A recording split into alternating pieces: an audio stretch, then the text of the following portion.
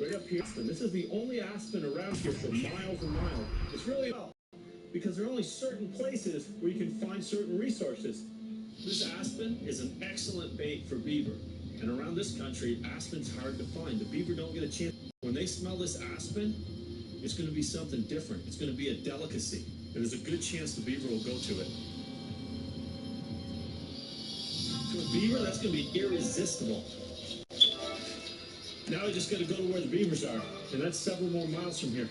Out here, beavers are not plentiful. If you want to catch one, you have to walk a long ways. Opportunity presents itself out here at a moment's notice, and if you can't change your gears on the fly, you're going to miss out.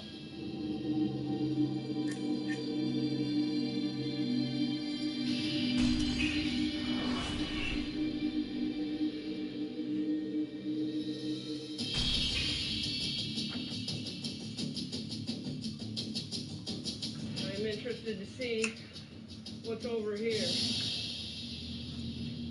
Sheep. There is just a bunch. There's a lot of them, a whole big line. You can see the trails going across. All those tracks are where those sheep have gone for centuries. That's a 26 plus. Some of them are going back over the ridge to the other side. Sue Akins has traveled 70 miles from her home to the Arctic National Wildlife Refuge to explore new territory and scout for resources. Today she'll hunt for sheep in the surrounding mountains, but pursuing the animals will force her to navigate steep, treacherous terrain. To hunt sheep, they don't live in the bottom of the land, they live up in the top. That's a good 6-7 hour hike. This is not easy hiking. It is frozen. As long as I don't get a heavy snow, there's no reason for them to want to come down lower yet. I've got to come up to them. And then you're shooting uphill.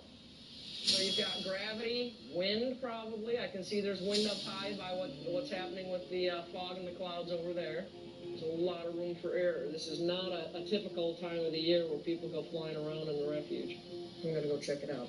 I got the permits to do a winter sheep hunt. In the 50-something years that I've been on the planet, I've never been recognized for the subsistence hunting, and now they've allowed it. A little bit out of shape for a sheep hunt. That's not going to stop me.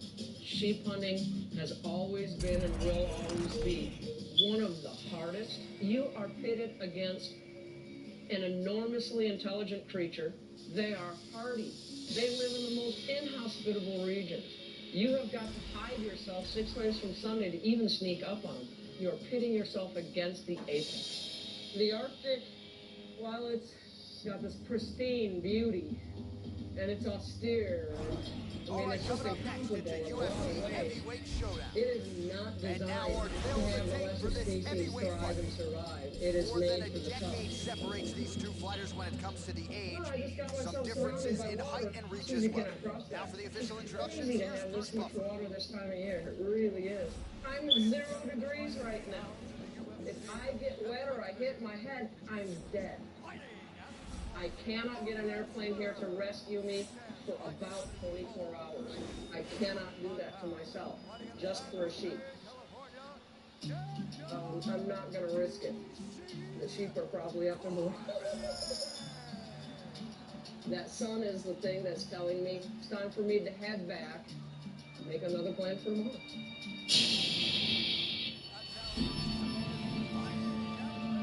When you live out in the bush, you learn to just trust your gut. You learn through experiences just to do a lot of different things, and that gives you confidence.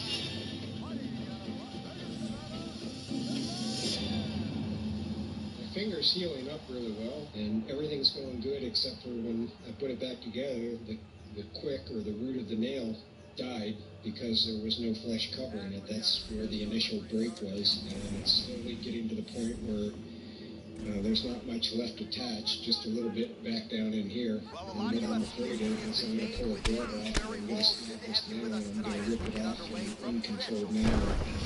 So what I really need to do is I need to soak this for a little bit, get everything nice and soft, and then I need to just peel that nail off and get rid of this nail. It's going to hurt, but it's something I got to do. Any dirt, any bacteria get down in there, that could get infected, and then that could be a real problem if I get an infection. Hopefully it'll come off nicely. I can tell right now it's going to hurt. These are some serious power punches from the top, I can see.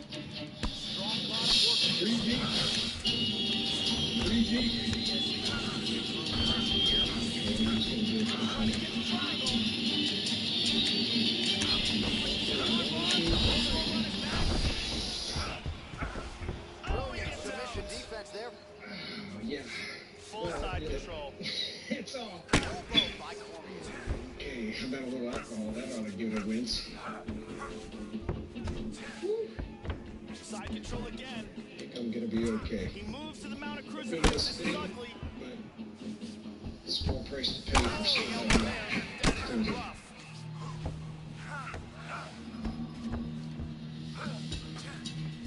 Time to get kind of set up Inside for control. what's going to happen. He gets the It's full going to be mount. kind of an interesting time out on the lake today, trying to deal with this. It's pretty sensitive to the touch, but I'm feeling really Daniel's good. I'm got starting to some get posture here. He's power up. and a little bit of feeling back to the end of that finger. It really complicates everything. It slows you down, not to mention it's pretty uncomfortable. But it's just something you got to deal with. You know, if you're out in the bush, you're on your own, you deal with it. Oh, He yeah. escaped the triangle. Oh. Brutal strikes landed from the full guard. He's moving full guard and passes into half guard. Ooh, look at how thick that ice is. Holy crap. That's a big shot right there. Excellent movement on the ground here. Always trying to better his position. The He's temperature now is just working starting from getting full really guard. cold, and the lake Hard ice is getting shots to thick. the body being And landed once on the those ground. muskrats can no longer keep their hold Oh, open, there's a good shot at the and bottom. trapping Yeah, he's for back in a half guard muskrats here. is we're going to find out in a minute or two whether or not this is even doable this late in the season. But, people are talking Get your punk ass down, you bitch ass motherfucker. My turn, you fucking punk. Great job of moving and transitioning here on the ground. He's gonna throw that leg over. He's got that. I'm going to try and put a set in here. Any second now, he might be forced to tap. This triangle is locked in tight. Throw those on there, that'll help.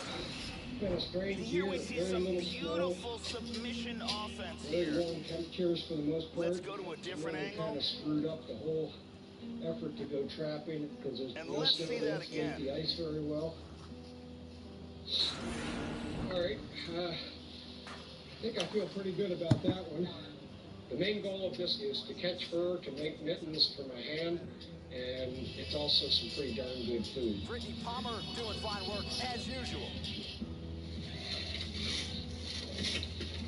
That's how thick the ice is. Not good. But the fact that these holes are open is a heck of a good sign. I probably have a pretty narrow window. Round two underway. I can't imagine I'm going to get too many more days of trapping, so I'm going to try and maximize it pretty good the next day or two. I think my days are numbered for this particular resource. Last track for the day. Exactly. So my gloves are frozen solid.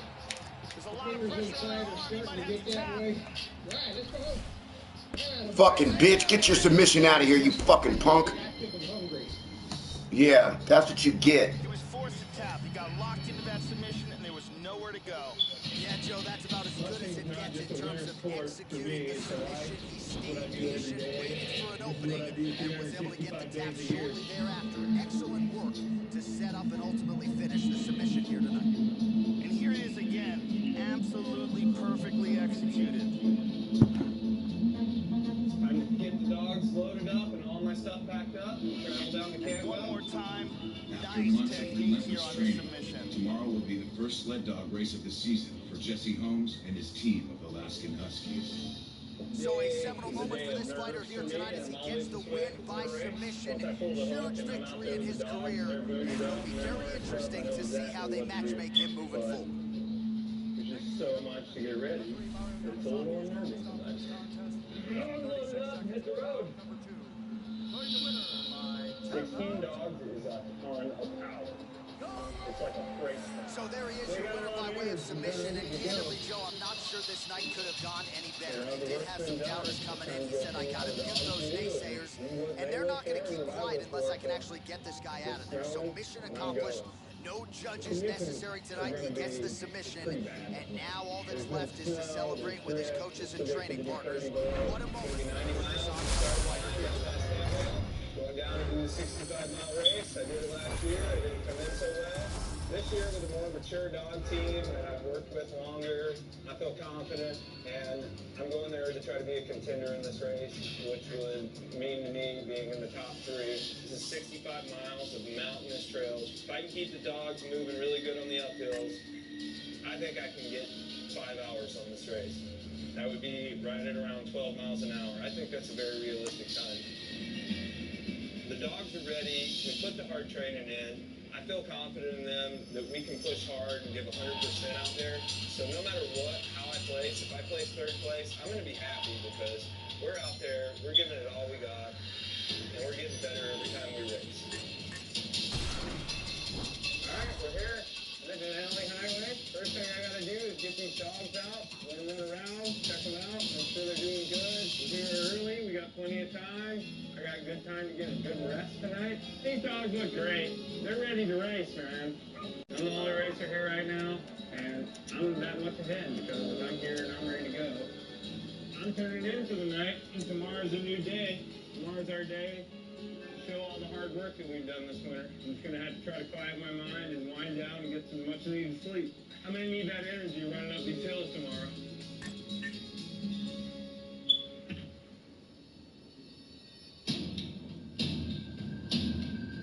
One thing I've learned over the years, persistence and patience pay off. Out here you can't expect instant results.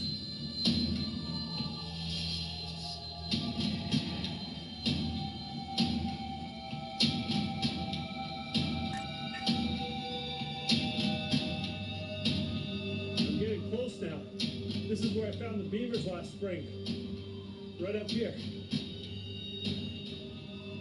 Glenn has hiked 7 miles from his cabin to set snares for beaver, an animal that provides vital meat and fur. But with temperatures at 40 degrees below zero, if he becomes too weary to make the journey home, he'll be forced to find shelter in bone-chilling conditions. Now I have to be careful. Sometimes there can be thin ice. The beavers are coming out of their lodge and they're swimming around under the ice. A lot of times they'll go in the same path back and forth to their food pile. And the ice there will be real thin where they're blowing up the air bubbles. This is the beaver lodge. It's just a dome-shaped house built out of sticks and mud, and they have a tunnel underneath the ice here. Right here, I'm going to chisel a hole, put my bait, and set my snares. If I catch a good beaver in here, it'll give me fur, and it'll give me meat and fat. Beaver are a very useful animal, but they're not very common in this country. You've got to look long and hard to find them. There, I hit water. Yeah! Look at that. Woo! A lot of work chiseling a hole through this ice. That's what you gotta do if you want to catch a beaver. Now I need to get some spruce poles, and I can set the snare there. I'd like to get a dead spruce tree that I can put down in there and attach my bait to.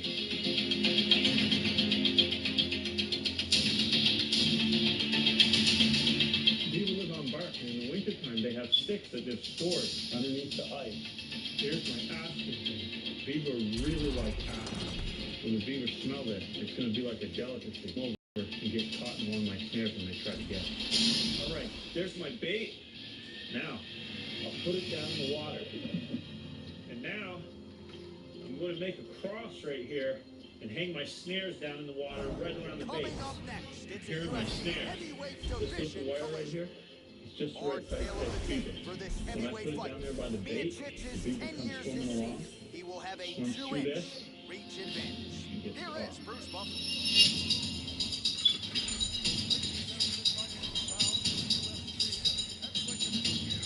Okay, I got 4 snares on here now. Now I'm going to lower all 4 snares down into the water. I got my snare set. I'm too tired to walk all the way back to camp. I'll spend the night right here. I'll build myself a shelter, and then I can check this in the morning before I head back to camp. You know, nature never really gives up reprisals willingly. You've got to work for each and every one of them.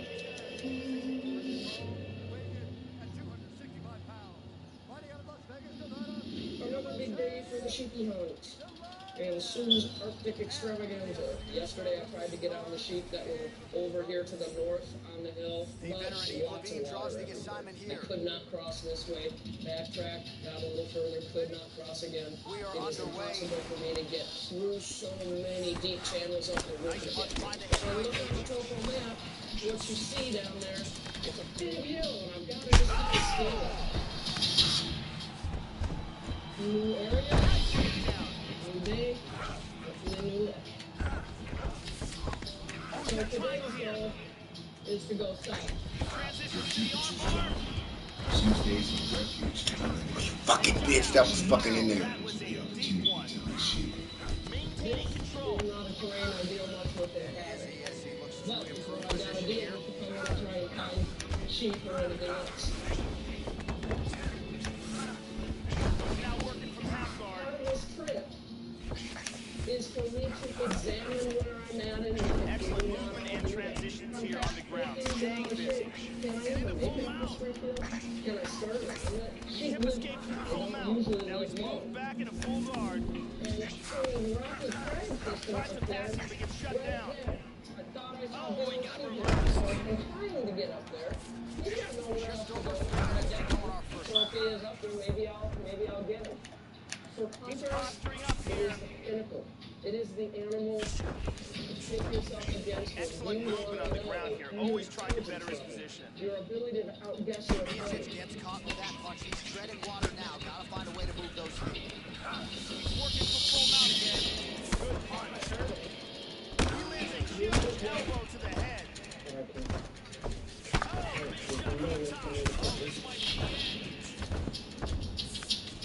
Just over 2 minutes to go in what has been a furious round one. Back to guard position. Now he's stacking him. He's doing a great job of moving and transitioning here on the ground. Excellent movement on the ground here.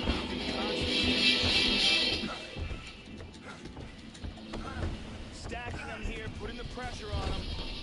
Beatrice gets up. He's back on the feet here. Well, he left his head open there, Joe. And he got trapped with that jab. He was almost moving into it. So let's see if he can switch up the footwork here, Joe, and make the I knew requisite I saw the adjustments. damn sheep up there, and I tried to shoot him, then I was just that little tiny bit off. This could be it right here. Oh my God.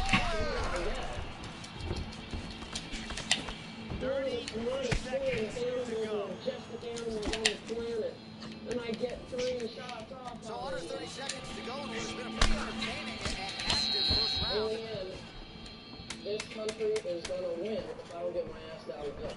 What am I facing? The sun is going down. Hi, Big Daddy. Good morning. It is dangerous. Sheep are gonna live to see another day. I've got to as well. Hunting- Happy Monday. Guaranteed. Are you okay? Yeah. Good. Second round underway. It's a never-ending. What up, guys? Let me fix that. Both guys hurt on multiple sheets. If they continue it this way in this round, someone's going to get knocked out. Well, he's landed some excellent shots in this fight tonight, but more often than not, it has been one and done. So the emphasis now moving forward, combination, throw your punches and bunches, and really try to Today, make I'm just going to take my couple steps to the lake to check muskrat How about sets. that, Jack? Got about 6 muskrat sets already made yesterday. A couple of them look really promising. The others are still open. Really hoping I'm going to pull a few muskrats out of the ice. I'm going to go harness up program. I'm going to gather up the puppies and go back to the lake, check their traps, and hopefully come home with some muskrat stew and muskrat. Good combination so far My dog's from almost both down to men. 10 working dogs right now. Beautiful Couple of them job. are getting old and will retire Very soon, good so job of just added parrying 2 and new puppies to blocking the all the mix this shots year. that are coming towards his head. Good job.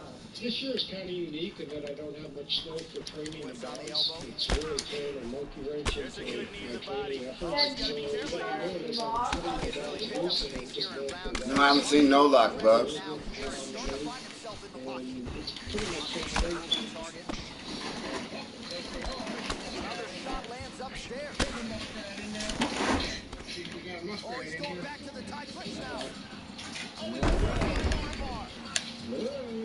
snapped, but nothing got caught.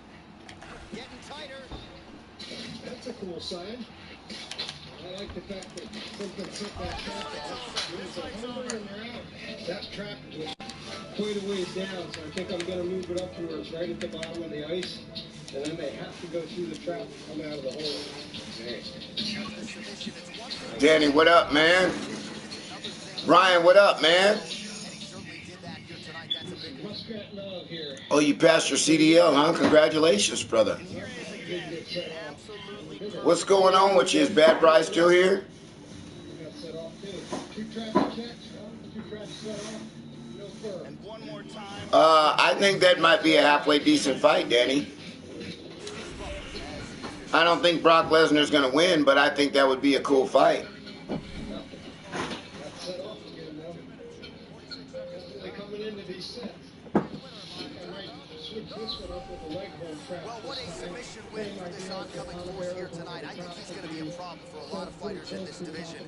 Tonight, though, it's all about Right. celebration after getting the finish. But then, you know, Brock Lesnar got tapped out by Frank Mir with a leg, arm, ankle lock.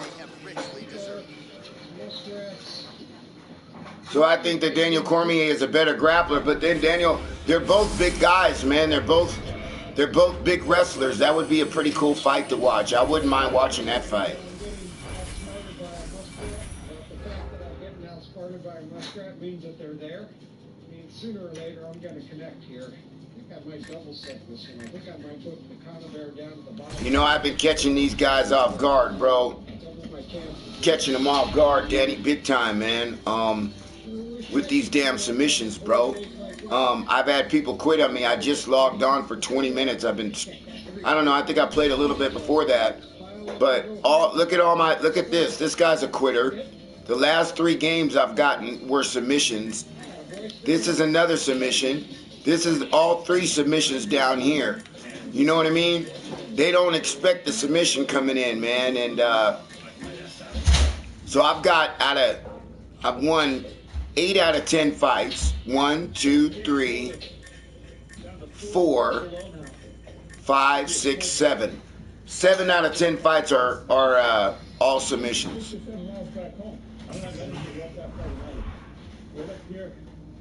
I built this little spruce pole teaching shelter up here last spring. There it is. Still standing, that's good. It's not really good for cold weather, but you have to use the materials in it. I'm glad I found this place. I built this little shelter last spring when I was exploring the area by canoe. It's going to come in handy tonight. It's getting brutally cold. Down to 44 below. And I've got to spend the night out here. I did bring my sleeping bag, but I don't have much else. I'll have to modify this. First of all, I definitely want to be able to close this off. I want to be able to keep some heat in there. Every time I exhale, I can hear my breath freeze. I'm going to have to make use of some natural materials. That's a spruce tree. Here's one I can use.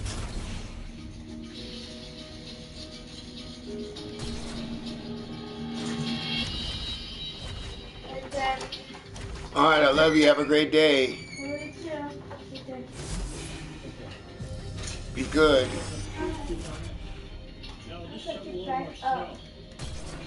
Come on, man. I already told you how to get that thing out of there. It's important to know what you can use out here when you need to survive. Thank you. Love you. Under a spruce tree and didn't have any shelter, you might freeze to death. Sometimes people have died of exposure because they just didn't realize if you know how to use simple materials, the spruce, put it together the right way, you can actually survive, even when it's 44 below zero. I remember when I was a little kid growing up in Vermont, sometimes I'd go out in the winter and I'd dig into the snowbank beside the house, make a little shelter and sleep out there for a while. Never do. I was going to build a shelter like this almost 4 years later. There. I got enough snow on it now. Ready to move in. Nice. I need to get some rest.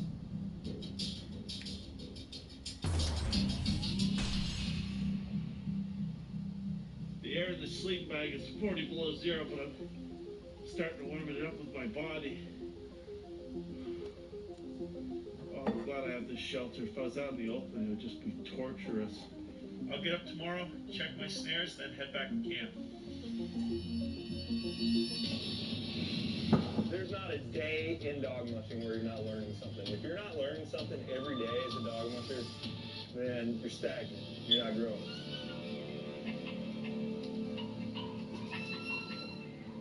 It's time to get the dogs ready to hook up. First thing I'm going to do is get some boots on them.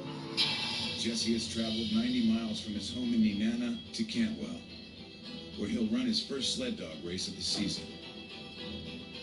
But after repairing his sled brake at the 11th hour, Jesse's ability to control the power of the 16-dog team will be tested on the frozen 65-mile trail. 16-dog limit in this race. In all honesty, that's a pretty large limit for a short race like this. What that does is gives me an opportunity to bring my 16 best dogs and then benefit from working together and training together and racing together. But they're looking good, they're ready to go. They're not worried about the wind. But I'm a little apprehensive of it. It's pretty windy. All right, Chad!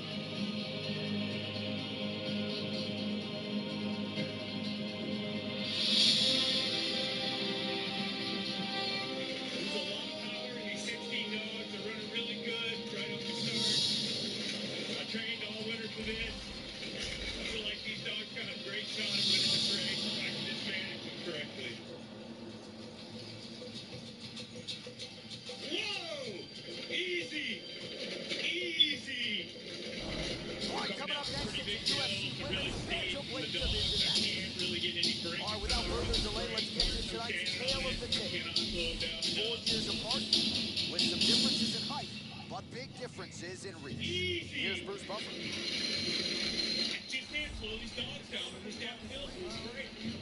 They're going 17, 18 miles an hour when I need to be going 12.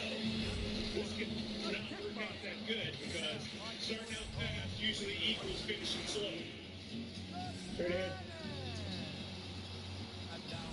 My goal is to go out slow and finish fast. So I'm going to have to just go for it at this point. Weighing in at 110 pounds. I've already passed 3 teams, and now I'm coming up on leader of the race. Straight ahead!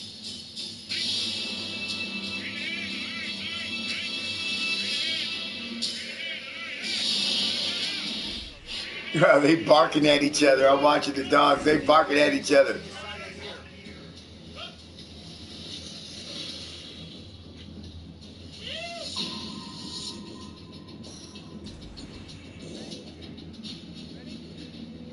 Here we go. I'm not going to give in to myself till the finish line, but I got a lot of With the left punch there. Oh, huge block for herself. Opens with the left hand and lands flush. I'm scared to death back here and trying to hang on to it. That's the kind of dog team I've always been looking to have. I have a little bit of fear trying to hang on to these dogs. They're not going to be powerful enough to be champ. Trying to finish this fight here. Big left. Left hand lands flush over the top. She went for a flying armbar. Getting tighter.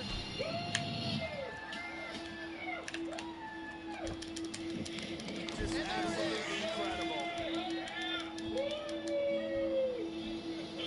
Great job, didn't waste any time, took this fight to the ground and got the early submission. Well, Joe can't say we're all that surprised, right? She told us during fight week that she needed to work on her overall efficiency. She wanted to get this fight to the ground early and often. That is exactly what she did. And maybe the submission win came even earlier than she expected it to, but a near-perfect performance out of this young woman here tonight. Are you the winners? Had no Here choice it is but to start again. hard because I couldn't slow them down the Absolutely hill. executed. I think we were probably going 20 miles an hour some of those places down the hills, passing other teams. In the end, it's the trust of the dogs Finally, one more that took care of time. me and No trusted choice me. but to Hey, tap. boys, I feel great. I feel invigorated. I got 16 dogs that experience a victory and winning. So there she is, your winner That's by gonna way count of in the submission. future. That's These a dogs finish know they'll be they won. talking I know about that. for some time. This is an exceptional day, not just a good day. This is what I call a good day to Official die. decision is now in. To me, Here's Bruce racing Buffer. is emotional, it's spiritual, because I'm out there with my dogs, and they are my family. I feel like I am a part of the pack. I'm the coach. They're the athletes. They're the ones with the desire to work hard. They have great attitudes. Oh, well, how good was that? As you get to see her now celebrating with her coaches and training partners. She really put an added focus on getting a submission win here tonight, I'm doing or at what least I getting a love, the finish. dogs are doing what they love, and it just doesn't get any better than that. I'd be happy with all the work I put in, and the direction I took my life in. A lot of people think it's really bountiful because they're thinking a lot to the wilderness. There must be a bear behind every bush and a moose around every corner. It's not like that. You gotta walk miles to find animals out here.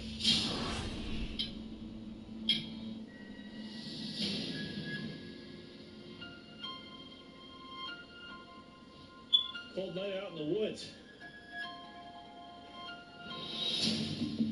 Little shelter served me well. Made it through the night. I got some good rest. Now it's time to go check my beaver snares. It's just getting a little light, and it won't be long before it's getting dark again. I gotta go check these snares. Then I'm gonna head back to my camp. If I'm lucky, I'll have a beaver. Here are my beaver snares. I wish I had some people to play with, Here under the ice. payback with. It's the coldest, darkest time of the year, and it's a particularly cold day. It's 43 below zero right now. Not the ideal condition for checking beaver snares, but out here, that's the kind of thing you have to deal with. Cold weather. If you don't like it, this isn't the place for you.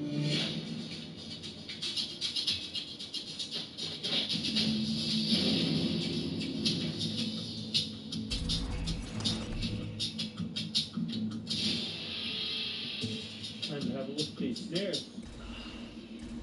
See if I got a beaver. Nope. Nothing. No, didn't catch anything.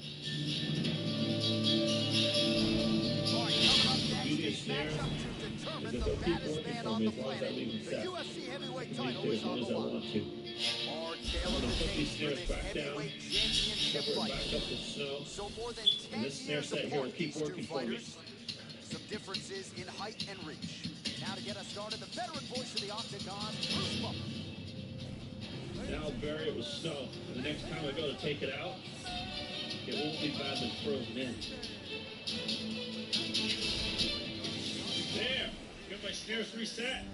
I got the whole winter ahead of me. I don't have to rush. I can take my time, wait for the right moment. Sooner or later, the right animal will come along. Until that time comes, I'm going to be patient All right, here we and go. enjoy every UFC minute of it. heavyweight title is on the line. Let's see which man exits as the consensus baddest man on the planet. It's in. Steve, he's got to clap their hands together. And this might just be a matter of time. Oh, you fucking bitch.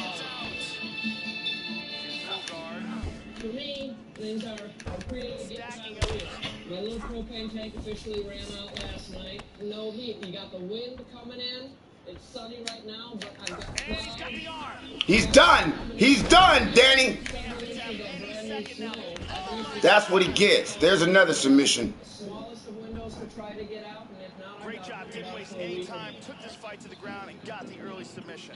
Yeah, so how about that, Joe? We can barely tell people what color the strokes are on these fighters, and we get the submission win. So not a lot of wasted time. He got the takedown early, and the submission came soon thereafter. Great Man, that was a badass submission on his punk ass. From this angle, we can see that armbar locked in tight for the tap. with all the brand new snow, all the beauty in the world. Bruce Buffer has the official decision. Ladies and gentlemen, referee Eve Levine. I'm just going to make myself a pile of my heavier items, because when that plane lands, it definitely is not going to give me a lot of time for packing.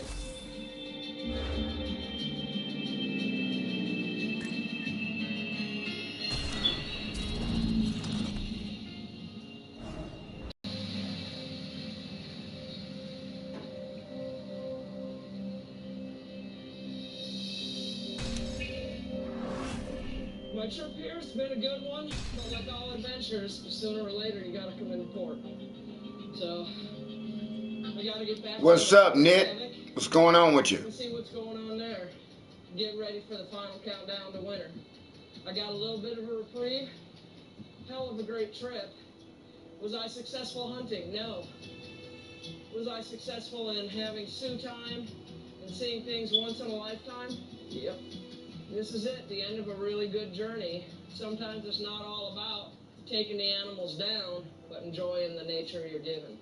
And I certainly did that. I got to dance with wolves, catch a fish with my bare hands. I got a fish! Got really close to sheep. Found out I am able to scurry up and down the scree fields. So that'll help me plan for the next adventure. But this journey is at a close. Sheep 1, Sioux 0. Coming up next, a matchup But for I the can see UFC that Women's back. Bantamweight Division title. Our tale of the tape for this, our main event of the evening. More than 5 years I apart, like with experimenting, similar I like height trying and new some things, differences I in like reach. developing new We said it skills, inside the and octagon. I Here's really Bruce like being self-sufficient and independent.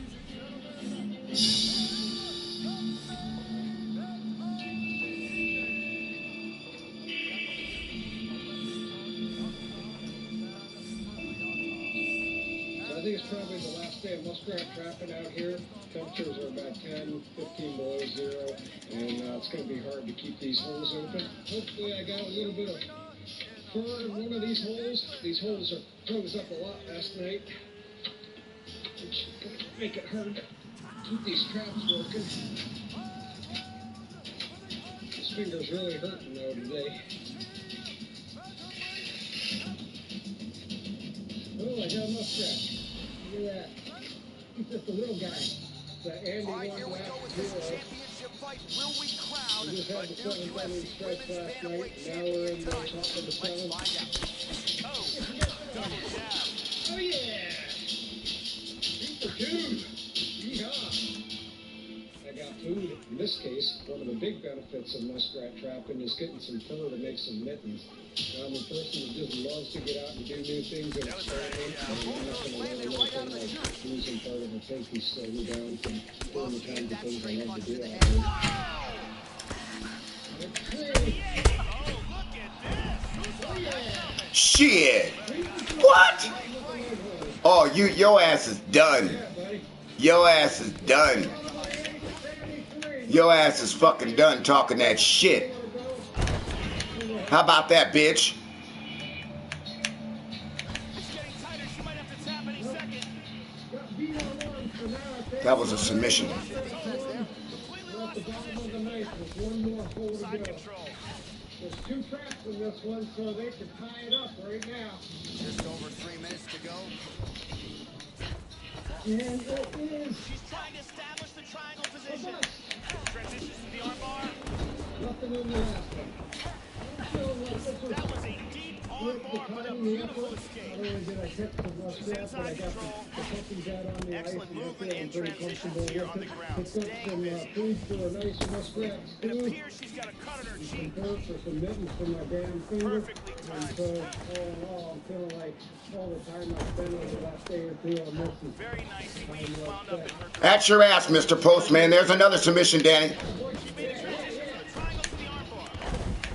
She may have to tap any. Get out of here with that shit. Very tight. That's it. That's it. Beautiful technique in winning this fight by armbar.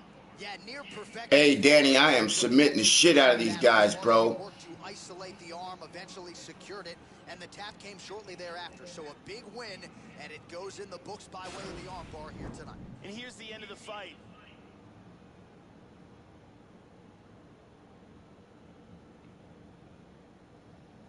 And one more time from this angle, we can see that armbar locked in tight for the tap.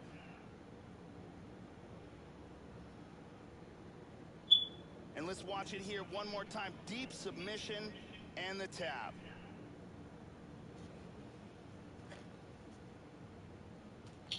So there she is, celebrating with her corner, the queen of the 135ers, the UFC Women's Bantamweight Champion. And how about the method of victory tonight? out As on she the gets it done frozen by lake. submission.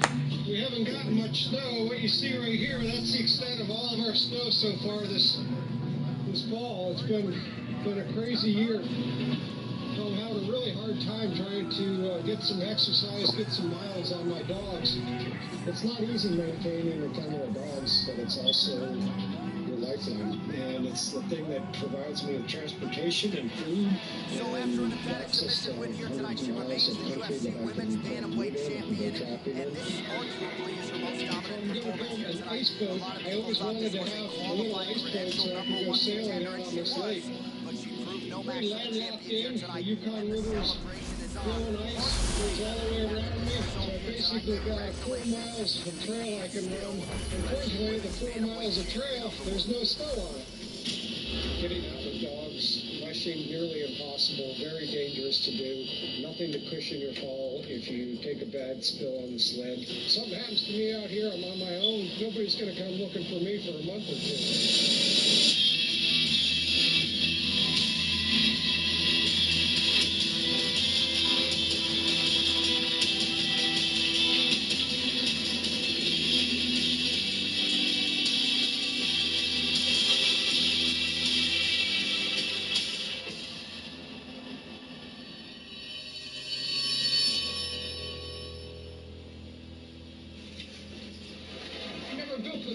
Before. I built a kayak, I built a wooden boat, lots of houses and things like that, but I've never built an ice boat.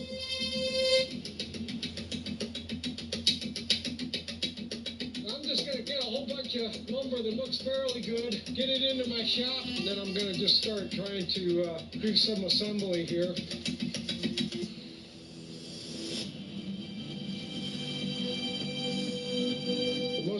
Board is going to be this cross piece right here. It's 8 foot long from there to there with all my weight right back in here in the center. So I have to make sure I have a really high quality board for that one board. If that fails, then the whole project just goes to crap. So I'm going to go ahead and cut that one first. Okay, there's my 8 footer.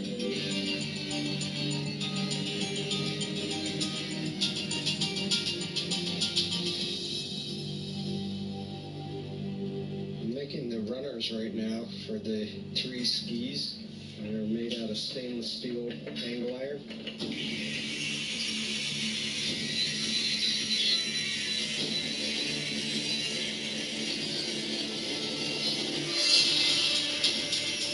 Ford Lake is about a mile long, about a half mile wide. It's a fairly good sized lake.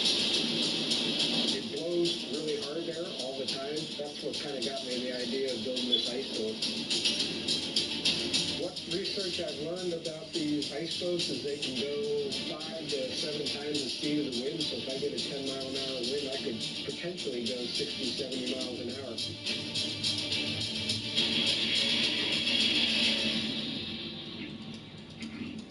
So I'm making pretty good progress. I need to get this runner in place. I mean, if this thing's going 40 or 50 miles an hour, there's a lot of stress on these skis. So that's feeling pretty tight that way. Snug this up nice and tight. Get skis on. Hey, Danny, what's going on with you, man? I see you hanging out with your boy every day, Danny. What's going on, man? I'm here, brother. It bites, it hurts, it snaps like a freaking wolf. The weather's coming at me.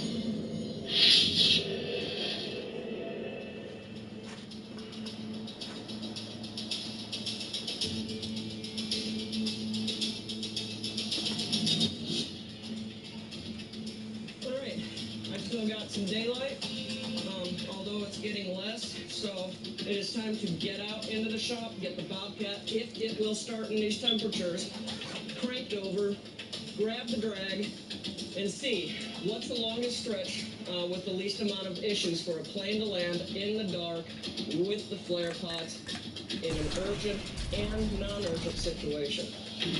Cabot is now a designated airport. What does that mean? Nighttime landings, year-round. If search and rescue says we're coming in, I have to be ready for it. I'm just on the cusp of being 24-hour darkness. That means planes are going to take off and land in the darkness. For people to land here safely in the dark, I need to be able to light a section of the runway up. thing called flare pots. It's sort of like a teapot with a lid. Once I light it, you've got 8 to 10 hours of this orange flame. You can see a yellow flickering light from 50 miles away. As a designated runway, I have to get this system up and running so that when you have an emergency and your plane's dropping out on you, a pilot can pick this out and go, boom, safety. All right. Got this little dude here. This is my flat drag. This is an old tongue of the trailer. Modified it a little bit. Took a little bit of the nubs off. And it's a flat drag. You've got to come up with tundra engineering out here, man. This is a suffix. Here we go. All right. Now for me, what I'm going to do is just simply pull out and go up and down the runway, knocking anything that might be in the way down. The whole purpose of cabin is safety and protection. I've got to have it flat, and I've got to be able to put my little pots, my little flames on the sides. I do see myself as a warden of the area. I take other people's safety into consideration with far greater care than my own. It makes me recognize I'm on the right path for who I want to be. To make sure that the job I do is the best that I can do every day. And sometimes your best is just being able to put on pants and brush your hair. Nowadays, sometimes you get to be the groupie. All right, coming up next, it is our main event matchup for the Looking pretty good. The vegetation is growing taller than it ever has. That means I'm getting drifts where they never have been. A plane lands and runs into this. It's going to do that and kill everybody on board. I need to get my axes, whack, get the ones out that I need out, go back in, start gathering my flare pots. If I want to keep people safe, I just got to get my booty out there to do it. Dog team is not like a snow machine. Snow machine, you never take it further than you can walk back out because they're probably going to break down on you.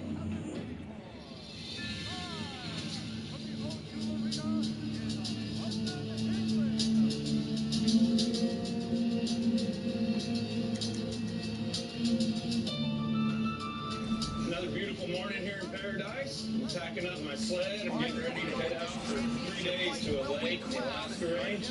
Temperatures are dropping. It's getting cold. It's a good time to get out there. I'm going to try to do some ptarmigan hunting and some camping with my 5 best dogs here.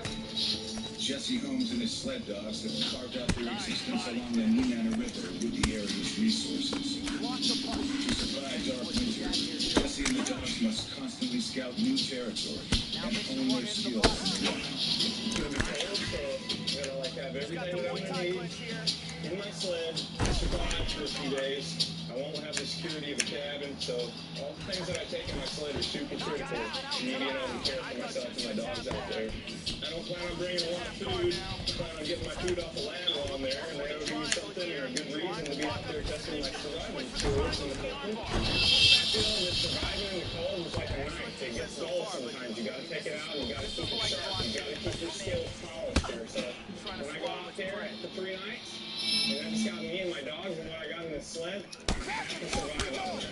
Checking everything over in my mind right now, making sure that I got everything I'm going to need out there.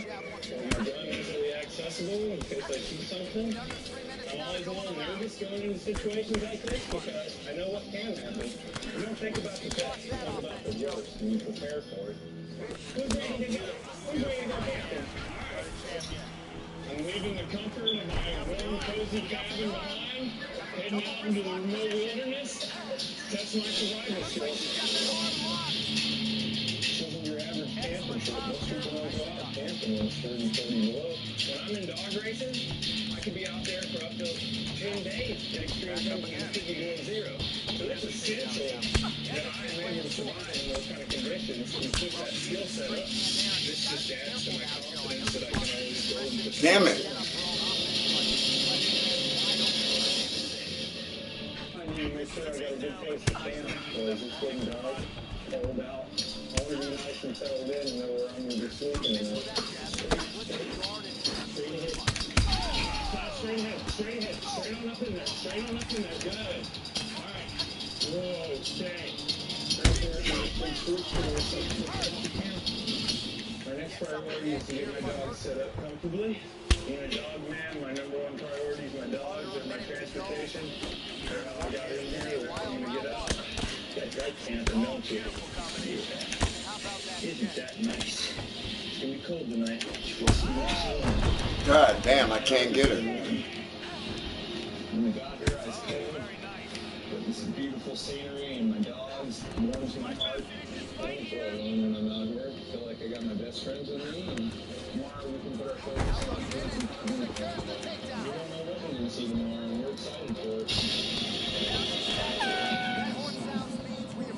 You gotta make sure that you choose the right path. I get her down at the end of the round after she done beat my ass.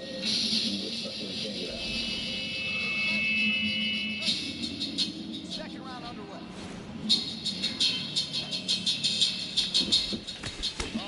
This time of year, there can be caribou in this area around my camp. So today, I'm gonna shoot my gun before I go out and look for something. She's fucking cute. She's circling to the goddamn. Today I'm gonna set up a target out on the lake, shoot the gun a few times. Make sure this thing's got shooter straight. That was a fucking denial. That was a fucking denial. It doesn't come up over that mountain for 105 days every year. It's a long, cold winter. You need plenty of meat to eat if you want to stay warm. I'll make a pile of snow. I'm setting up my target right here. That's a good spot for it. 200 yards. This time of year, you can be careful in the area around my camp. I want to go out looking for something. But first, I want to make sure this gun's still shooting.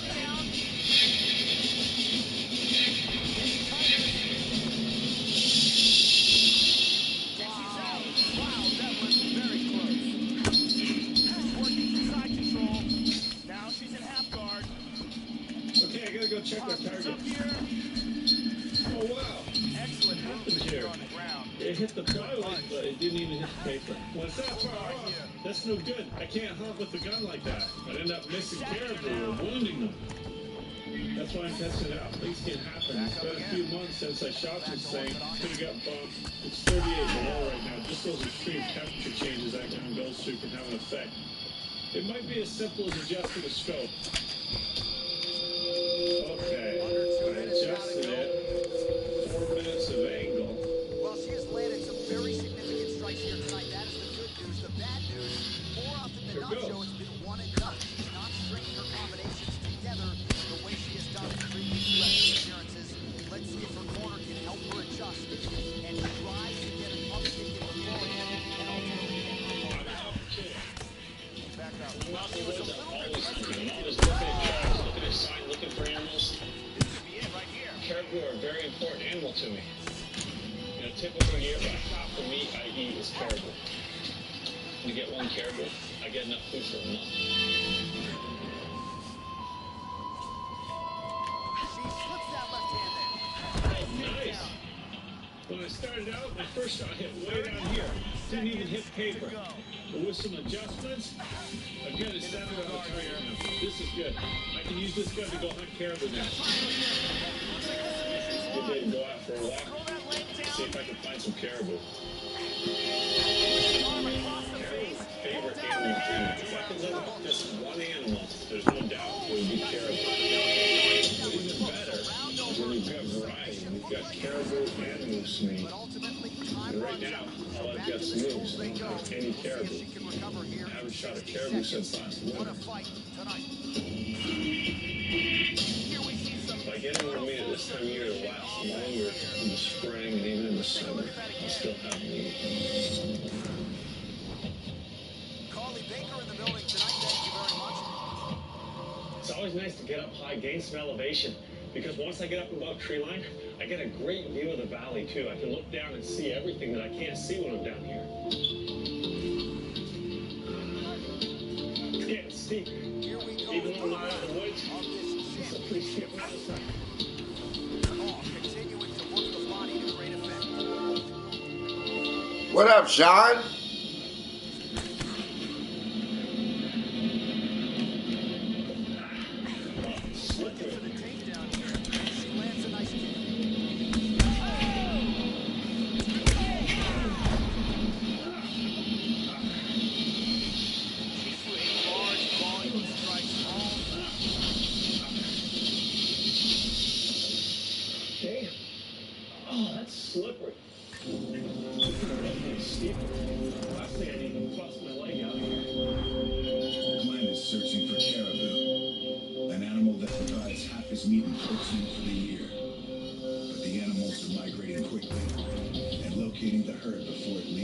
prevention is of the utmost importance.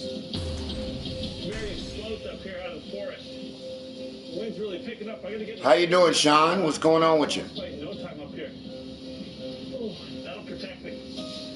That'll protect my face. Well, what's up, man? This mask, I get frostbite pretty quickly up here today. The wind's really blowing. The caribou love this habitat. Sometimes hundreds of them cross right across the ridge up here. There could be some right on the other side, just out of view. Won't know if I don't go see.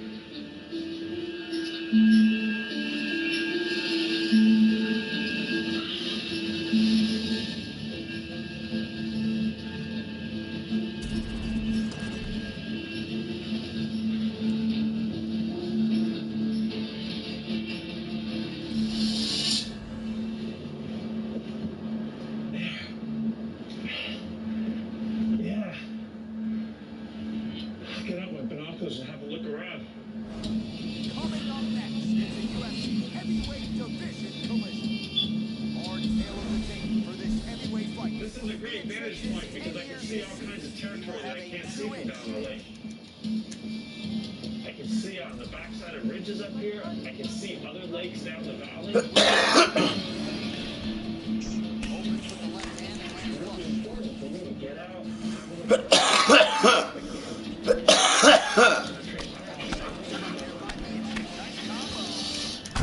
Don't say any caribou around today.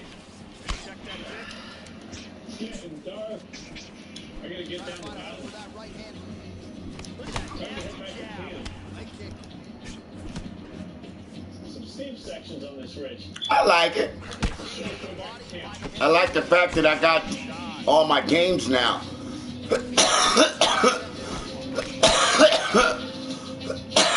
There's a couple of games that I don't got, like, that I didn't download again, like Hunter Call of the Wild. You know what I mean?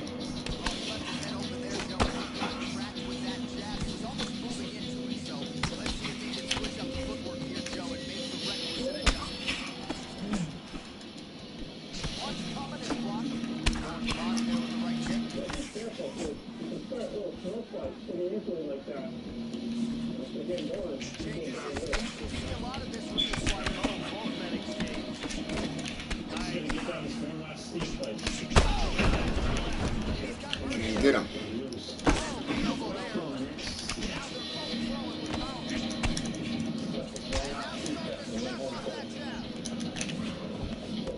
There. Oh, you fucker. You denied it, huh?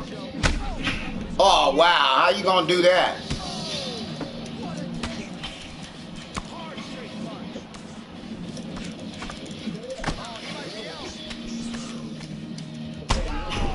Oh, wow. Come on.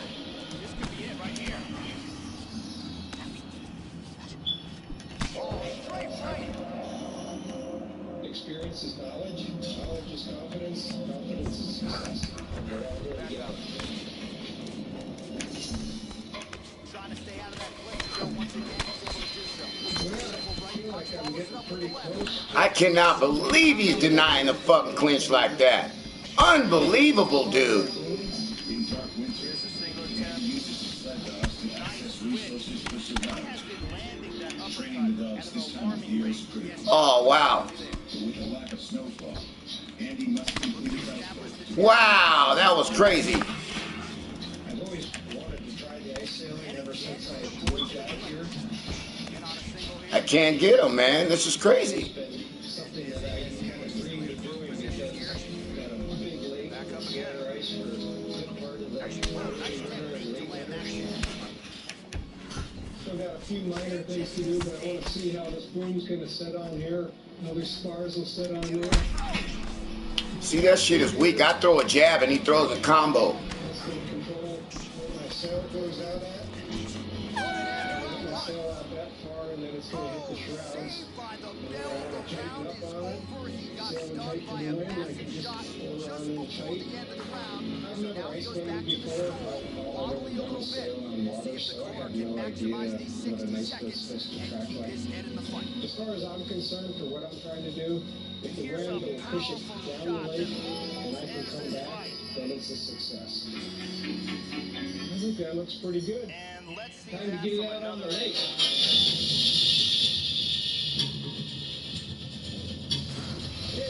Hey, beautiful Jenny Andrade getting us going.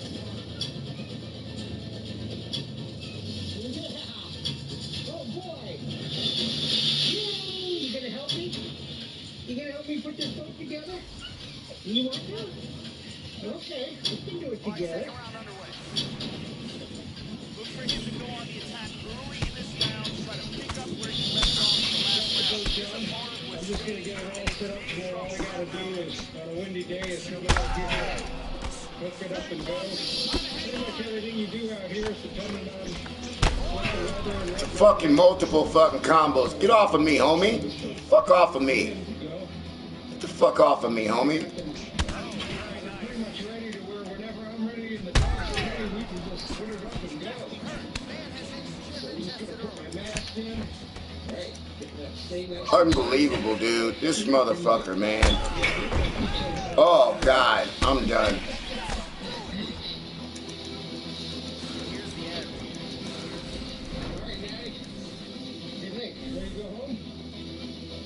The whole purpose of this is that I can turn all my dogs loose at one time, get out, have some fun, do some training, and build confidence.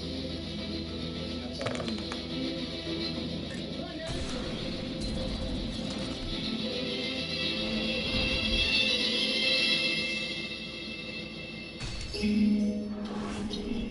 I got my dogs, they'll pull me through any storm. They rely on me and I rely on them.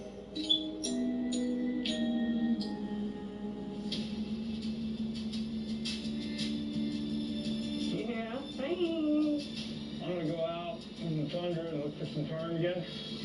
Alright guys, straight ahead. We're all right, Sean. Actually, we're pretty good. You know what I mean? Pretty good, man. My back has been hurting me the past couple of days. I don't know if it's this damn steering wheel. I have this steering wheel set up and I'm sitting on my couch. But the past couple of days, my back has really been hurting, man. You know, it's been really hard for me to focus. I had a lot of shit that went on that... let me look into the camera so I can talk to you guys in the camera. Hold on. Give me 2 minutes, I'll turn my camera on, Sean.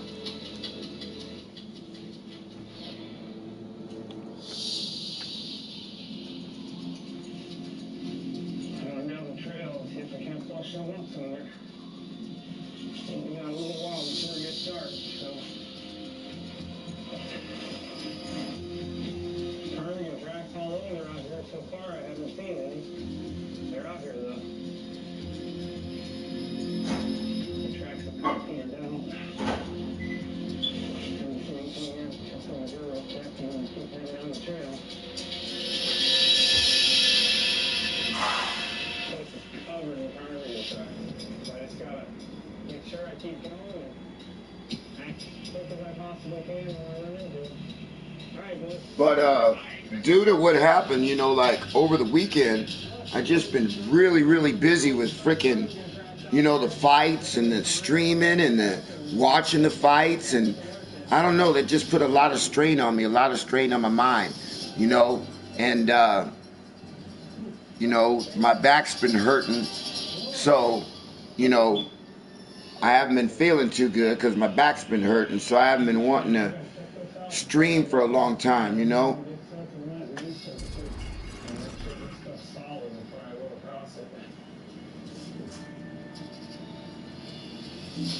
Ooh.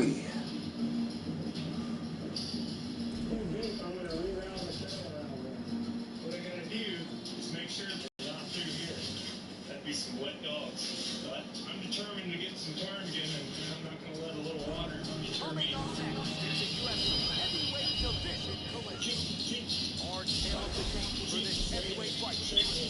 More than 5 years apart, and they both possess the same height and a similar reach. All right, now please particulars inside the octagon of first couple. We're across, keep it on moving. Steve Santos, what's going on, man? If I turn around, I'll roll something like that. How you guys doing today, man? Check this trail out, boy. My coffee's about to beep right now. Second cup of coffee, Sean. Pretty steep stuff. Whoa, boy, stay. Looks like we're running out of good trail here.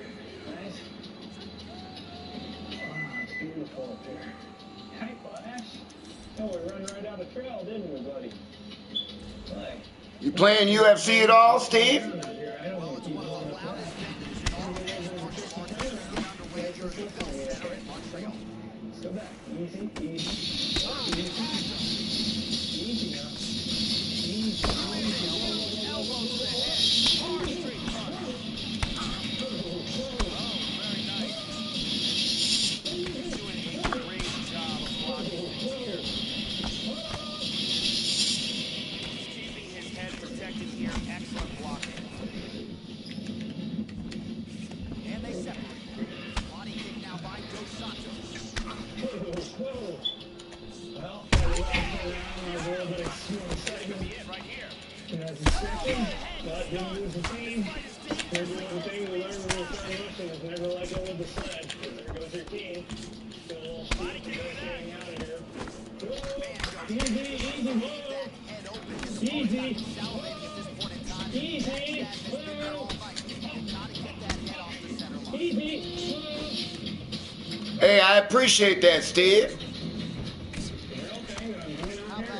Oh, you just chilling at work? Okay, I got you. It's the kind of thing that me and the dogs look for, getting out, exploring new country, and spending time together on the trail.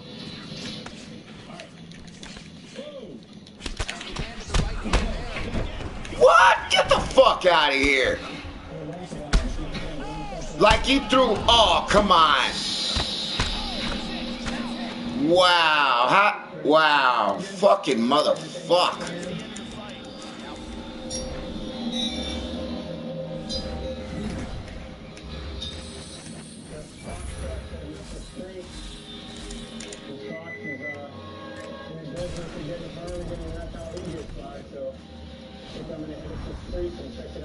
That sucked.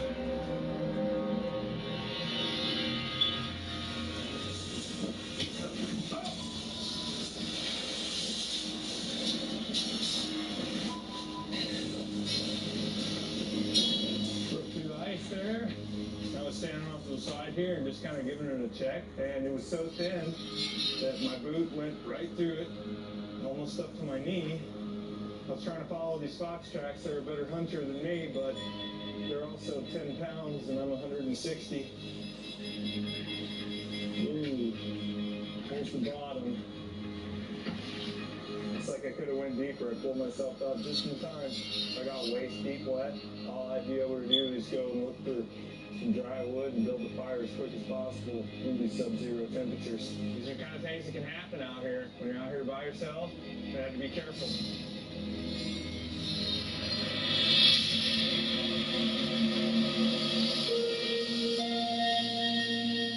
The sun's going down right now. It's getting cold out again. At a certain point, you gotta call it quits. I've covered a lot of ground. I haven't found anything. Would have liked to got some ptarmigan, but being 30 below, things don't always go the way you want it to. You boys ready? All right, come alive, Flash. I need to get back to camp and wrap things up. It's going to be a long run tomorrow to make it all the way back to Nenana. So tomorrow's going to be a day that we're all going to need our rest for.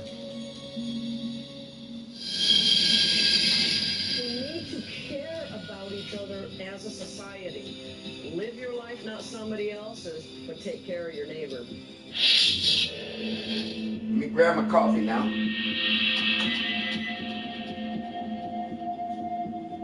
Kavik is a designated airport and fueling station for the Arctic's planes.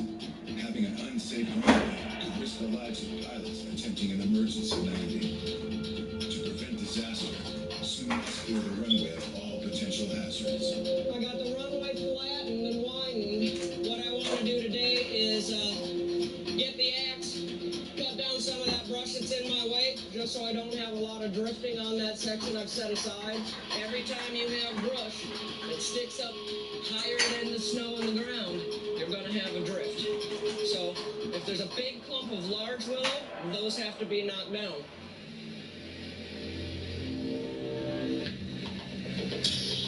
Willow is a lot like vine maple, even in the winter. It wants to split and wrap around everything. Chopping down the willows. Man, I got stuff I gotta do. It's regular routine maintenance.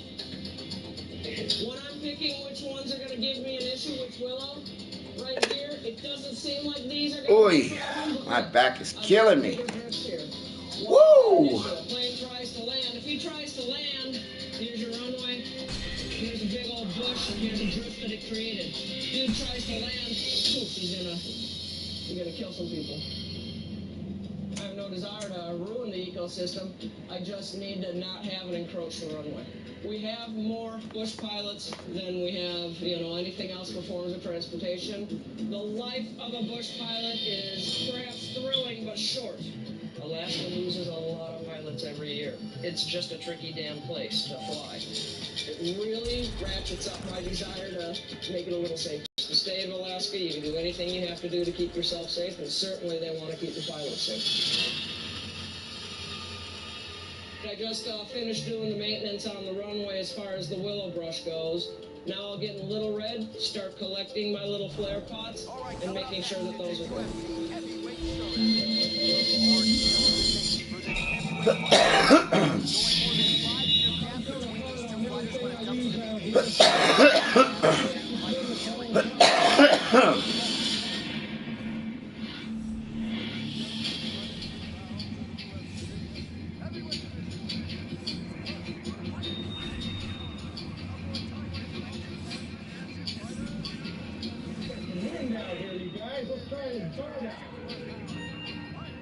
Get this thing uncovered and see what we can do in the wind. So I built this ice boat, and today I got some wind. So I want to see what it does out on the lake. I've got some pretty gusty winds here, and so I'm hoping that there'll be enough wind force to even push it through the snow. I'm really excited to see what this thing will do. Never done this before, so it's all new to me. Let's see what happens. I think I better turn this into the wind before I raise this up, though. I can get into real trouble here. Here's our tail. Let's get it on the go. Look at that. Yeah, that's some fun out here. The most important thing for these dogs is training, and getting the dogs trained in all conditions is important. And ice is probably the most difficult condition to train dogs for. Every year you have to kind of reintroduce everything to the dogs. There's some insecurity that builds up around ice conditions. One of the things about running on ice with the dogs is they can fall down and they can get injured really easily on the ice. They'll hurt a shoulder, they'll hurt their wrist, they can throw out their hips. It's important for the dogs to be comfortable running on the ice, feel secure, and so hopefully we'll be able to get some confidence built up. Well, he got his head snapped back straight in there, and he showed a vulnerability right into that clutch as he tries to set up his own offense. He wants to focus on some defense here, Lewis. Nice shot. Able to check that kick as well.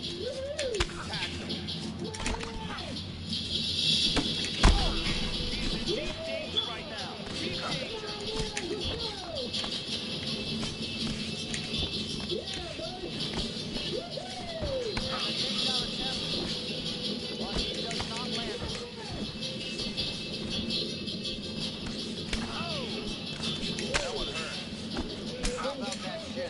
Damn, he just mollywopping me, man. Doing a very good job of parrying and blocking all the shots that come towards his head. And he used the right hand there. Just over 2 minutes to go in the round. You couldn't stop that one, Big Bowls. Let's see what you're working with, Pimpin'.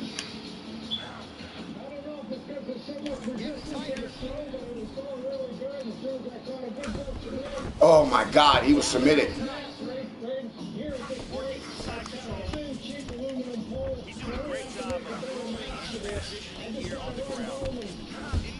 Oh my God, come on. There's another elbow. Excellent movement here on the ground.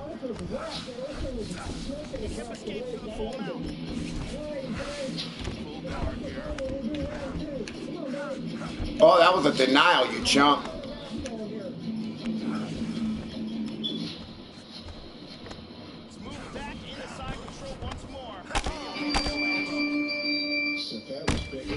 consider putting a woody bone in there, but I could probably snap that off in a heavy wind. And So caught I'm just movement going on the ground here. Always to try throw to a get piece better of as steel and hope like heck it's enough. 20 seconds remaining. Goes upstairs for an elbow. And is looking to improve position here. Steel howl now instead of aluminum. It's quite a bit heavier. I think what I need to do is just until I get a sense of how strong. Oh, I saw the pay-per-view on Saturday. It was awesome, Steve. Seal it too tight to the wind. If this bends, then I got some serious wind and some serious Here's a nice problems. shot. It was awesome. Let's go see if it can take the wind. You know, Diego Sanchez is an absolute beast. He showed his grappling skills. I'm so sorry that Robbie Lawler got choked out. Cody Garbrandt got knocked out again. Again, he got knocked out.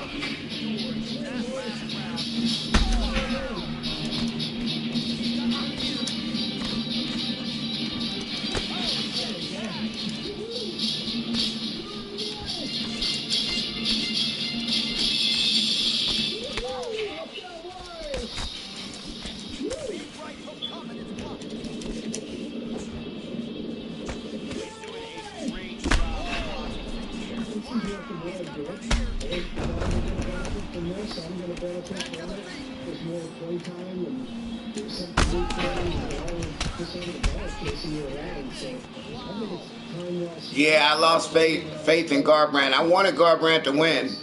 I think Amara Usman, you know, we got to talk about this. If we're going to talk about this, I got to be on camera. And it's setting me up for some really good dog training early in the season. Wait a minute, you guys ran all the way down the lake.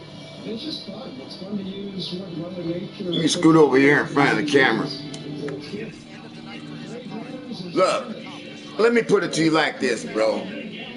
This conversation is a really, really deep conversation as far as the fights that went on.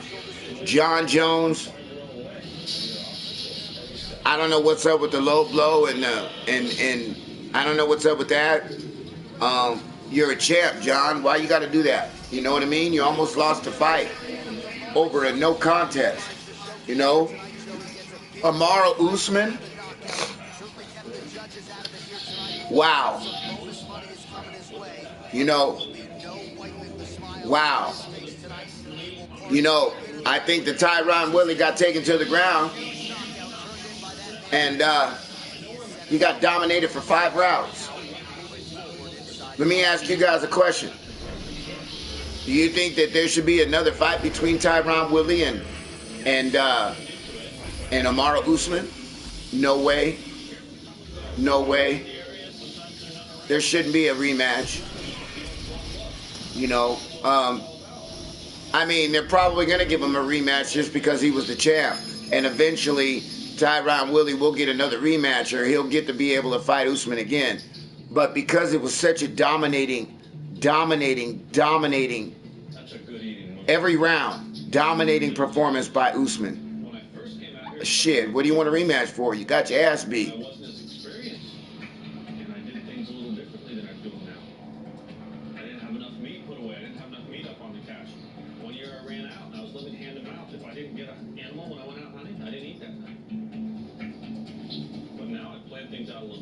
He sure did, Steve.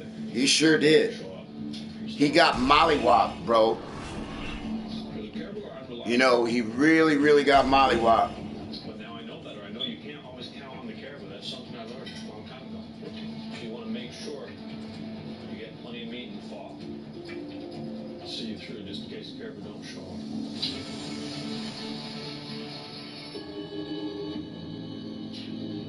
Something goes wrong out here, I'm on my own, and there's nobody to save me.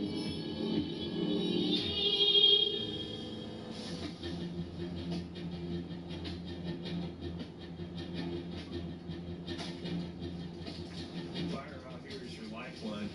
Without fire, you ain't got much out here. It's cold country.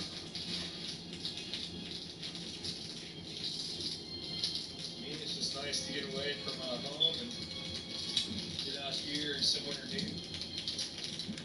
I don't know what to say about Lionheart. I don't know what to say about that fight. But that kind of laid on me. Iron Basis, what up, pimp? Yeah, man, I don't know what to say about that fight, man. There's nothing but security out here. There's Other than John Jones is on that next level shit. You know, John Jones is on that next level shit. I think that it's a good confidence builder for them to be out here in these temperatures and know that I'm going to take care of them and provide for all their needs, and that just builds a trust and a bond, and that's what we thrive off of, is our trust and bond in each other. That's what this trip's all about, is coming out here and enjoying a nice couple nights camping and hunting and Well, country with some great company. I don't know if you could say you were impressed by Lionheart, because he was a #1 contender. And you would seem to think that he should be able to last 5 rounds with the champ. That's, you know, I mean, you should be able to think that he might be able to beat the champ. I don't know, man.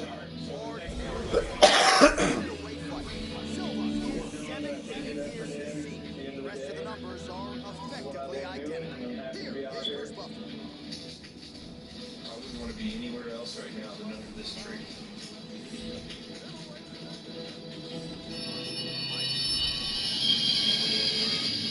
People weren't meant to be out here, but you know what?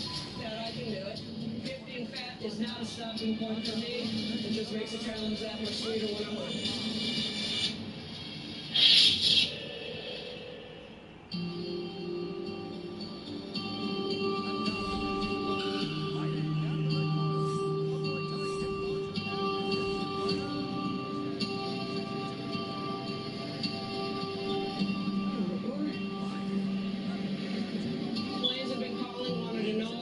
For the dark time. So the goal tonight is to get these checked out, make sure I have enough of them that are in good shape, get them filled up, get the wicks in. I have to have my flare pot system ready so that people can land. You want a nice, fresh, clean wick. A clean surface is going to light fire easier and burn brighter. There we go, he's awful cute. So I'm going to stuff this little dude in there. Screw this down. Another one good to go. So this whole process is kind of slow and repetitive, but the payoff is the potential for safe nighttime landings.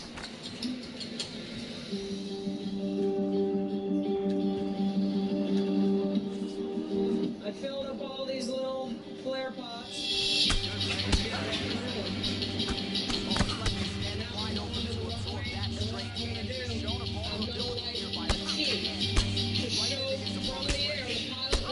This is the area I land. This is the area that takes me into safety and suit. And separate. All right. Well, Silva's overhand punch to the head. It doesn't get there. It was telegraphed and it was blocked. Hit him with the jab. He's doing a great job blocking I those cannot shots. put off so many that the pilot is going to have a difficult time distinguishing what's the runway, what's the turn. And this might just be a matter of time. Somehow stays in the fight. Good job. Can only do a couple at a time, man.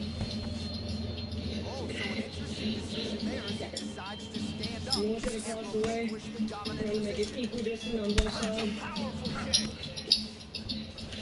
Wow, that takedown shook the canvas, Joe. Beautiful job to catch the leg and get this fight to the ground. You gotta think that made an impression on the judges sitting octagon side here tonight. Propane gels at 30-40 below We're zero. underway here at the T-Mobile Arena in Las Vegas, Nevada. Got to keep everything rolling. To the body by Silva. That strike is blocked. Straight counter, isn't it? Good defense there. When I was very, very tiny. When they ask you, what do you want to be when you grow up, I always said lighthouse. And in my own way, I am. What does a lighthouse do? It is a shining beacon to remind people where safe channels are. I want to be the beacon that leads people to safety. He's doing a very nice job protecting his head I'm here. gonna go down here, I'm turning off my lights, and I'm just gonna see. And I see that this is a straight up open line of lights, and just see what it looks like. Back there. Because I'm on the road, I don't care about the rest of the planet. I think you're my family, you're under my protection. Big straight punch. The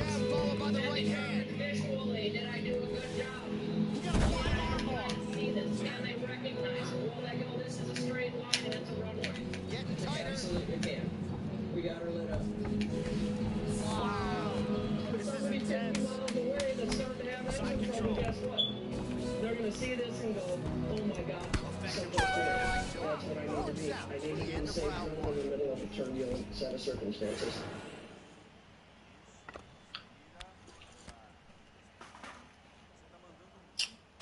You're getting the PS4 in May.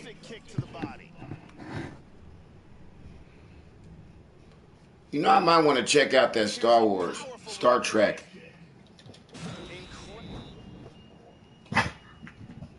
Not really wanting to go fly around in a ship the whole time, though. Here we go with round two. Starting off this round, you've got to think he's probably still hurt from that last round. He's going to want to move and avoid taking damage early. Watch the shot here, Joe. Right hand upstairs. Leave the body now, Joe.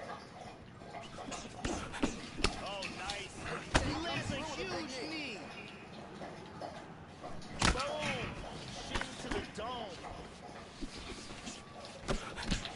Well, he got cracked to the head there, Joe. He's going to have to change things up here with his footwork, with his tempo. He continues to be vulnerable to that strike coming back. Got to get his head off the center line. Good shot. That bruise on his torso is getting much worse. Beautiful right leg kick there. Well, the offense has been there. He is landing some good shots, but not really stringing them together and putting combination on his opponent. He's got to mix up his strikes, change his tempo a little bit, and try to get his opponent out of there by landing more than just one strike at a time. Both fighters exchange in the pocket here. Locks in the Muay Thai clinch. Big elbow to the head lands. He's stunned. He's got him hurt here.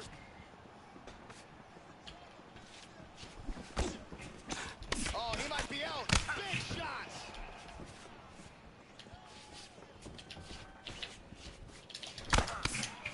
Punch coming, it's blocked. Well, he's really starting to land a high number of strikes here in the second round. No denying that he has taken the message from his corner and picked up the pace here in round two. All right, he is there for him, Joe. And that one was heavy.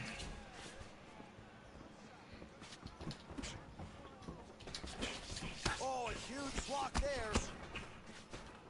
Very good defense on display here. Very good block. Oh, nice knee. Catches the leg here and now goes for the takedown. It's there. Lands the jab. Oh, there's that tie clinch again.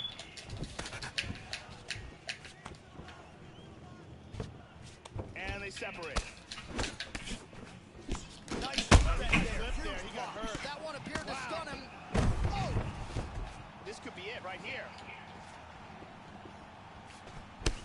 Oh, he lands a huge kick here. He hurt him with that hook. Oh, he's going back to the tie clinch now. Oh, he went for a flying armbar.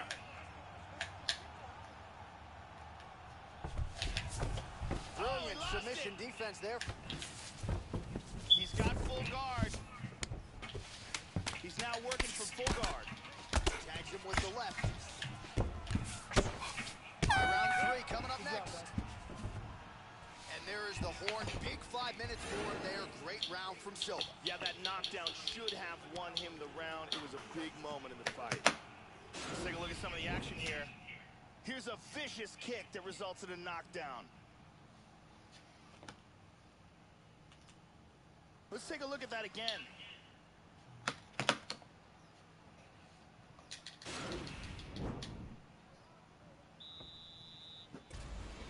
Last round, guys. You ready?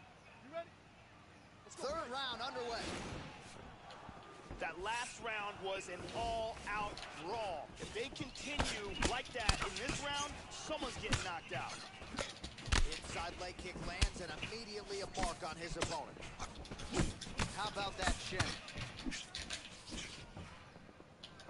Well, he has landed some good shots tonight, Joe, but as yet he has been unable to string together any solid combinations, and that has served to keep him. God damn it. I didn't think he was going to fucking come up top, and he came right up top. Here, Joe, but look at him. He is hurt for certain. That man is in a world of trouble.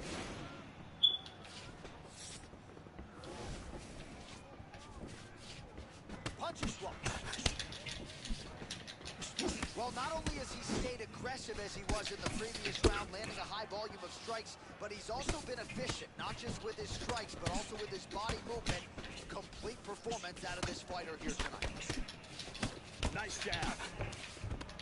Locks up the Muay Thai clinch. Oh! Oh! Big knee! He's hurt! Oh, big knee! Wow!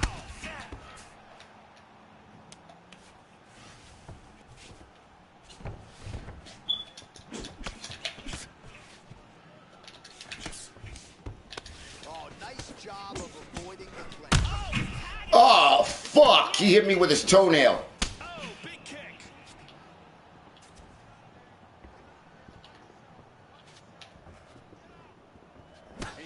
He's checking every single one of those. Trying to stay out of that clinch, Joe. Once again, he's able to do so. He's keeping his head protected here. Excellent blocking. Back to the Oh, clinch. another We one. go. He's in trouble. He's in trouble. Oh, very nice. And now starting to snap off that jab. Oh, nice leg kick there. Very nicely done. Oh, what a leg kick. Oh, Oh, what the hell was that?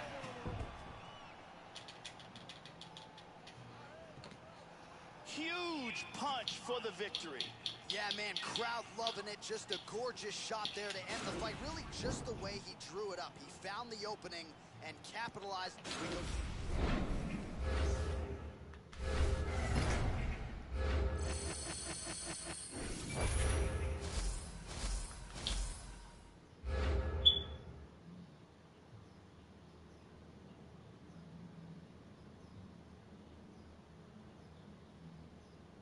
Well, that sucks. That's about 3 fights in a row I've lost. Shit, that might even be 4 fights. But I was on a fucking winning streak for a minute, boy. God damn. I was on a winning streak, all submissions, and then all of a sudden I get knocked out by all these guys. Wow. This game is weird as fuck, man. Weird.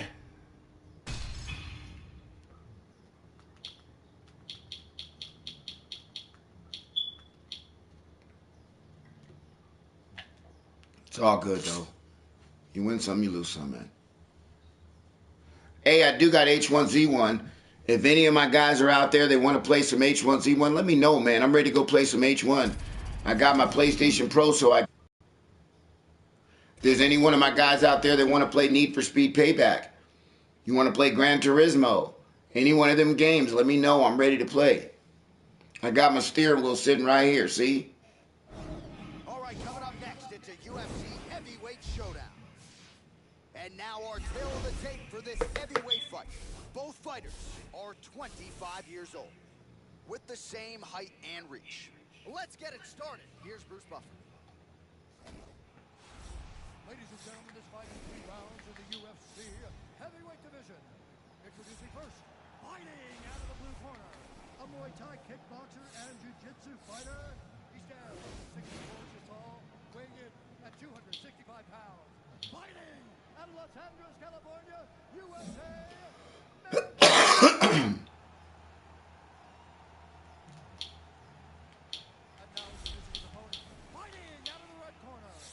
Thai kickboxer and jiu-jitsu fighter. He stands 64 inches tall, weighing in at 265 pounds. Fighting out of Las Vegas, Nevada, the Lion.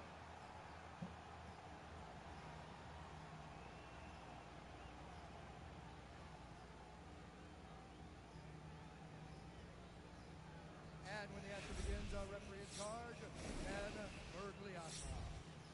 Dan Mergliata, your referee.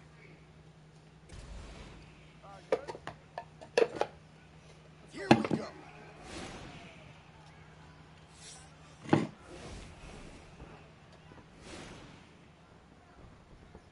Switching stances here.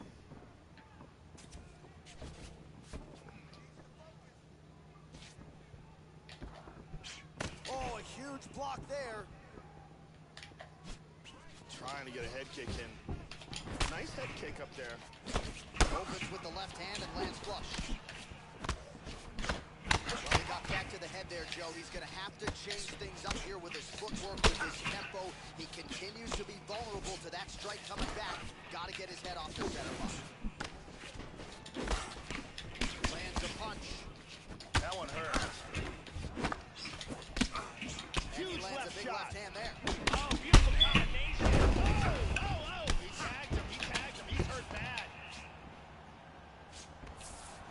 Oh, he's a flying armbar. Beautiful. Wow, this shit is fast as fuck. That was close. And he's in full guard. Excellent movement here on the ground. Back to full guard. Wow. Good shot to the body. Back to half guard now. Full mount. He hip escapes. He's out of the full mount.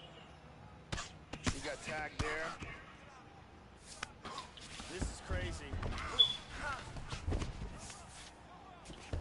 Hip escape. Nice hip escape.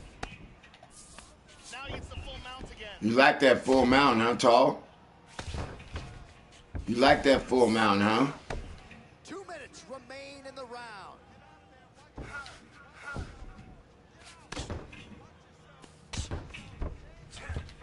He's now working for full guard.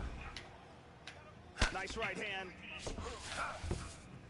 He's moved into half guard again. Oh, that was a denial. He's trying to establish a triangle position. What the fuck, man? That shit is going faster than shit.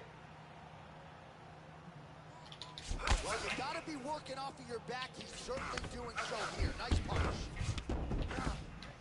And he landed the right hand there. Moves into half guard.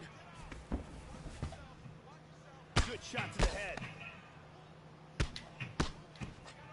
He's looking to pass.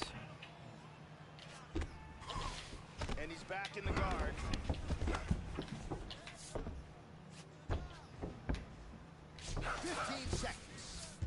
And dizzy as he looks to improve position here. He's in full guard. 5 minutes in the books.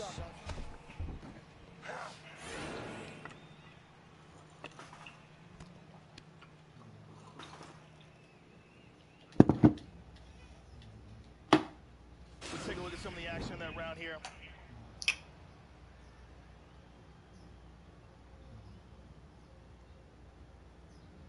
Let's take a look at that again. Yeah, you gonna create Ken Shamrock, huh, Iron? Those are some really cool created fighters.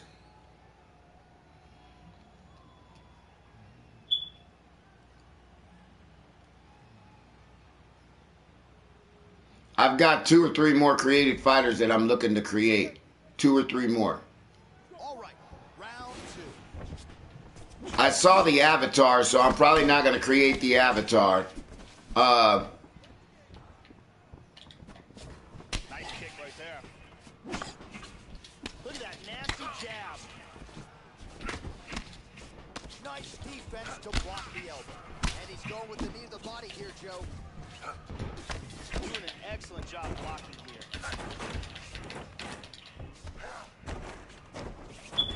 Battle for position here. We show you the total strike. Well, he left his head open there, Joe, and he got cracked with that jab. He was almost moving into it. So let's see if he can switch up the footwork here, Joe, and make the requisite adjustments.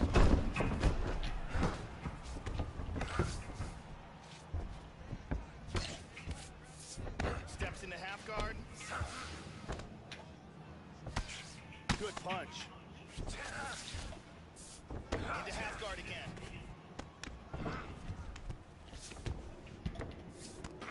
And there's one. God, he loves that fucking full mount, boy. He's got it. He's mounted him. Remaining active here in his pursuit of the submission. Another attempt here. He's got it locked up. It's very close here. That was a deep arm bar, but a beautiful escape. And he's back to his feet. Good sign for him there. Well, he's really picked up the pace here in round 2. Much more aggressive now here and starting to find himself in the pocket. Goes to the knee strike now, Joe. It's good. Just over 2 minutes to go. Nice inside leg kick. There's that jab. And there he swung with a haymaker. Tagged with that right hand.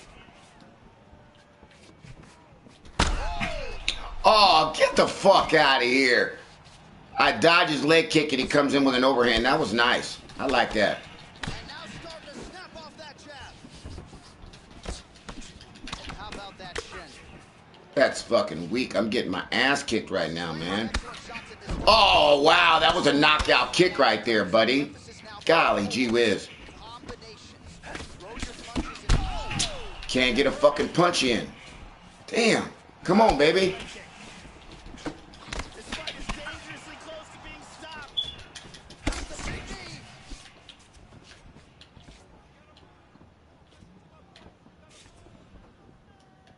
"30 seconds to go."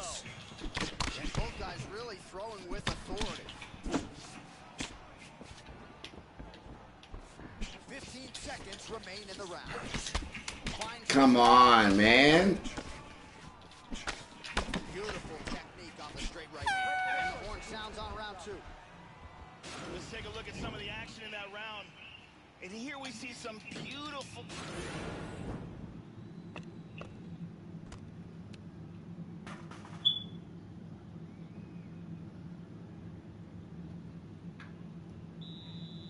Ariane Celeste doing work as usual. I had that leg kick that could have been a knockout leg kick, but I think he just beat me to the punch just a millisecond too early. That high leg kick should have really put him out, but it's all good. Whatever.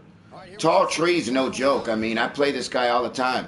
Starting off this round, you gotta think he's probably still hurt from that last round. He's gonna want to move and avoid taking damage early. Straight left counter is true. Well, just as he did the previous round, continuing to land a high number. Wow! Fucking bitch. This could be it. Oh! Wow! He keeps coming in with that overhand. Back to the feet.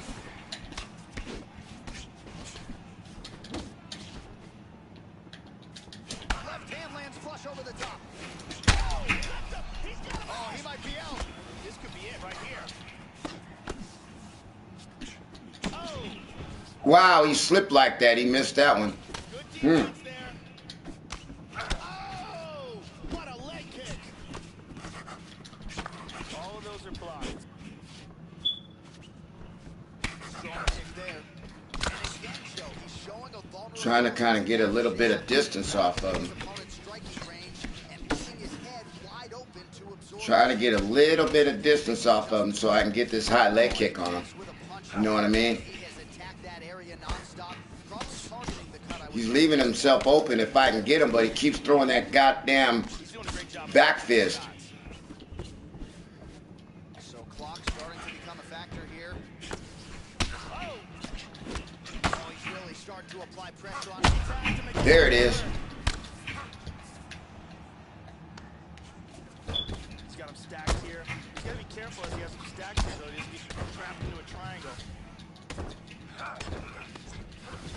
He's doing a great job of moving and transitioning here on the ground.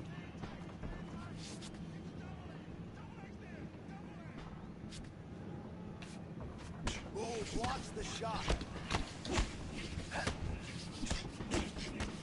Good punch.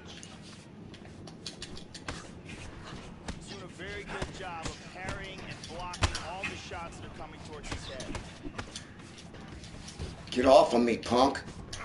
Just Oh, no! huge kick. Get off of me. Get off of me. Strong defense there to block the shot. Glancing right hand upstairs. There was a nice exchange. Get off of me, bitch. Flips the guard and connects with the punch. Oh, fuck. I can't push him off.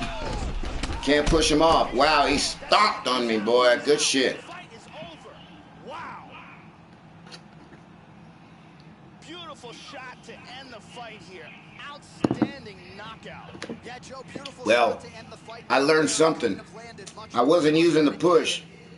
I never used that push, but I learned something. So, near perfect execution on the strike that ultimately results in the KO here tonight. Good fight. That's tall tree, man. He's no joke. This is the one. Here's Bruce Buffer with the official decision. What's going on, everybody? How you guys doing on this beautiful, beautiful Monday, man? I hope you guys enjoyed the fights this weekend. I thoroughly enjoyed those fights. Those fights, I wasn't fighting, but that took a lot out of me. Shit.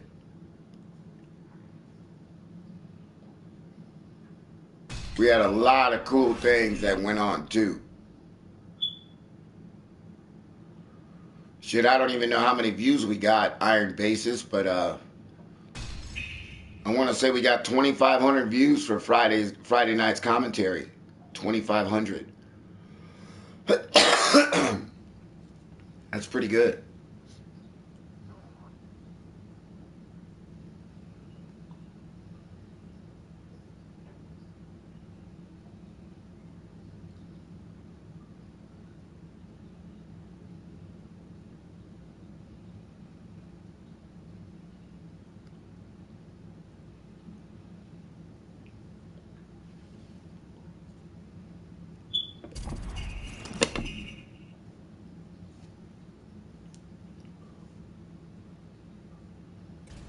Started out slow, Sean. When we started out, shoot, we had 8 people, 10 people, 12 people, and then all of a sudden it picked up and we got up to 70 people.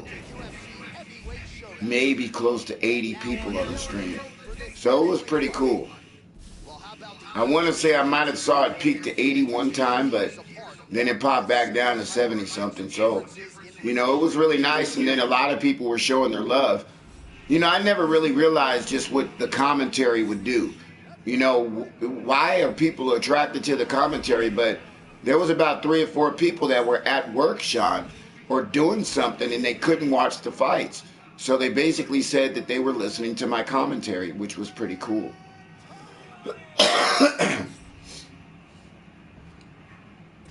Appreciate that, Iron.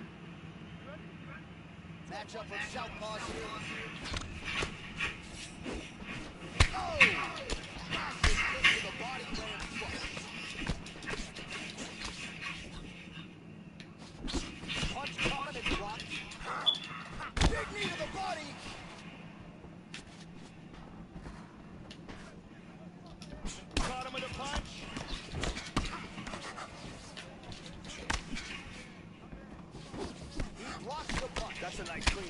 You know, he's not going to even realize that this submission's going to come in on him right now.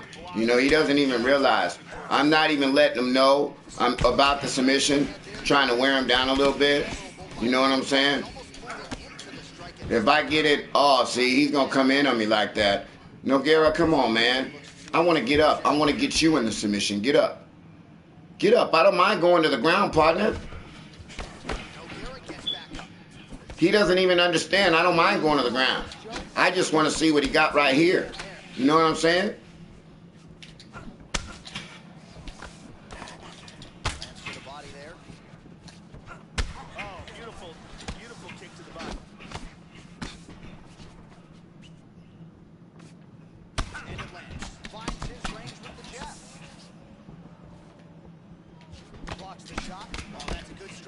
Wow, he's fucking me up right now. It's about that time. It's about that time. I don't know if he knows what's going to happen. Oh, he's weak. His submission defense is weak as fuck. He's submitted. Done. He didn't even know what was going to happen. I told you he wasn't even going to know. He set it up. It was beautiful technique. And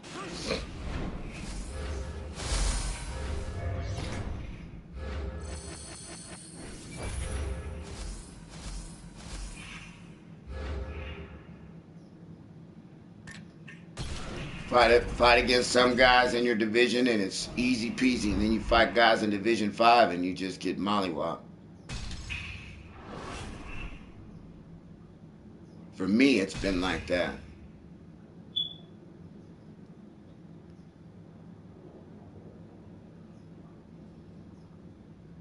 You grab the fork. That's what the fuck I'm talking about, Sean.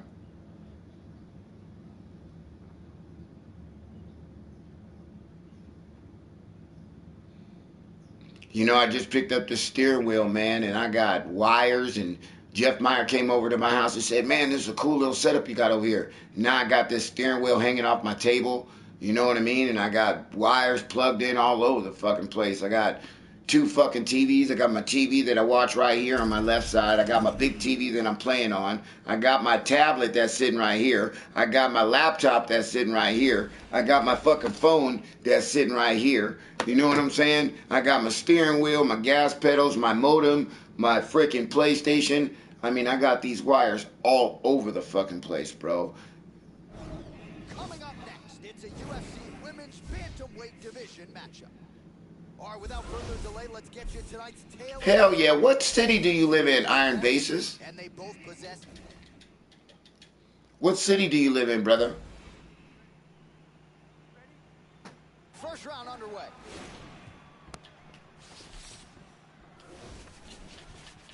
Slightly deflected. They separate from the clinch. Opens up with a front kick. She blocked that offense. Very nice. Oh, there's that kick, and it lands. Oh, walking well off of that jab. Very good defense on display here. Very good blocks. Right to the liver. Oh, nice one. That was a nice one because that cartwheel kick was about to get her. Big right hand. Rousey gets caught with that punch. Listen, you know what? I was going to knee her. I'm going to check her submission defense real quick. And she's out. Wow, that was very close. Working from full guard. She's done now. She's done now. Oh, I can't believe she got out of that. What? I thought she was in the triangle right there. Making all these shots count. 3 minutes remain in the round. Slips to half guard there. Oh, she's going to full mount. She's in a position right now to try to attack with a submission. That arm looks locked to me. Nicely done.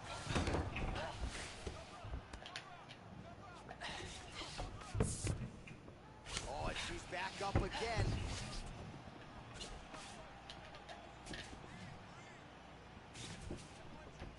Try to establish that jab. Oh, man, she moved right into that hook shot, Joe. Not a good look. Her head was wide open there for this. This could be it right here. Hard inside leg kick. Oh, big shot. Oh, she landed a huge knee to the head. Oh, very nice.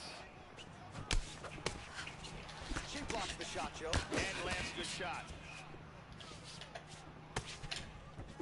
The left hook hits home. Big punches. Oh, this could be it.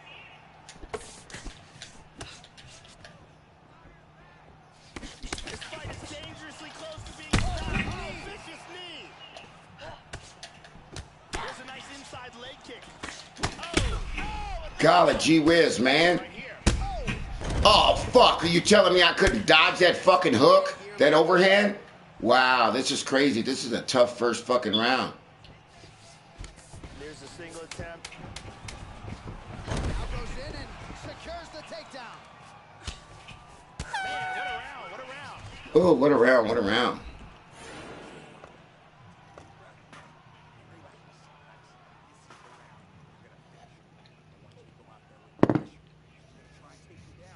Here we get a look at some of the action from that round.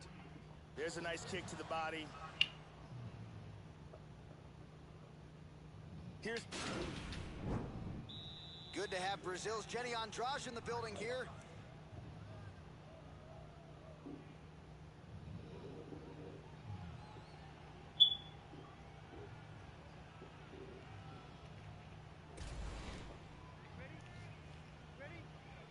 All right, round 2. That last round was an all-out they continue. Oh! Body kick, look at that. Well, back to her feet here, but man, is she hurt. This could be it. She catches the leg, saw that strike coming, now she lets it go. How about that Big leg jab? hook. Oh, very nice. This could be it right here. Oh, what a leg kick. Well, she's got a good jab, missed with it there. Oh, huge right hand. This could be it.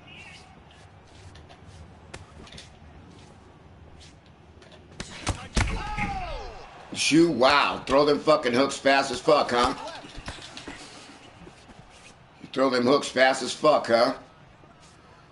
See, I ain't got that fucking speed to throw them hooks like that. She has still been unable to string together anything in terms of a solid combination, and it is going to take strikes and bunches to get an opponent of this caliber out of there. Let's see where she goes from here. She did a real nice job there avoiding the clinch. Doesn't want to be there. Can't get, oh yeah, this is fucking crazy. Body kick, look at that. Oh, she blocks the punch.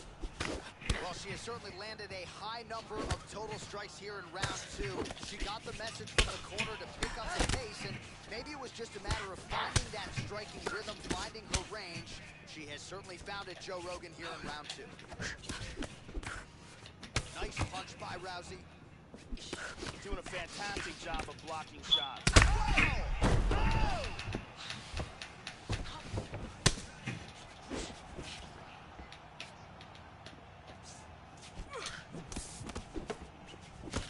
Oh, she got her head off the center line there, Joe. Slips the punch now. Oh, very nice. She's starting to put together some significant body work here, and these are going to take their toll as this fight goes on. Oh, shot to the head. She's hurt. She is stunned. Wow. This could be it right here. Oh, unbelievable.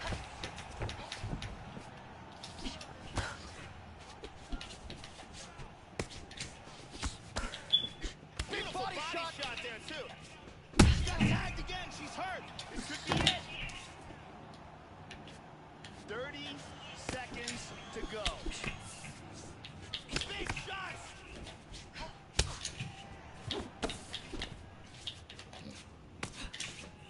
Oh, she landed that punch, Joe. Oh, huge shot there. And that's the end of round number two.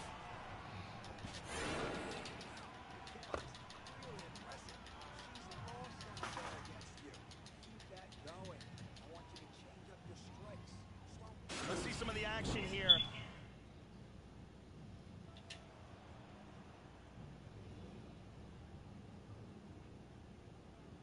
And here another big shot lands and another knockdown. And here another clean shot lands and another knockdown. Brittany Palmer holding it down for us here.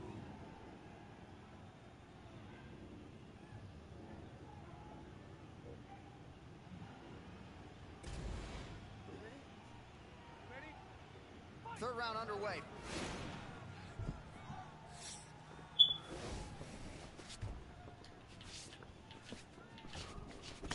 Oh, she continues to land a high number of strikes here, just like she did in the previous round.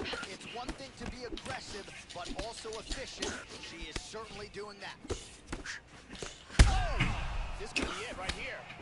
And get away from her. I mean, she comes in with body punches. This fight is dangerously close to being stopped. Oh, big left hook there. Man, this could be it. Body kick, look at that. Damn. Can't get away from her. My block is done. Nice head kick. This could be it right here. Nice leg kick. Back to the feet.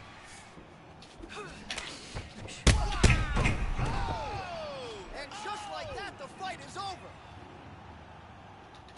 And here's the end.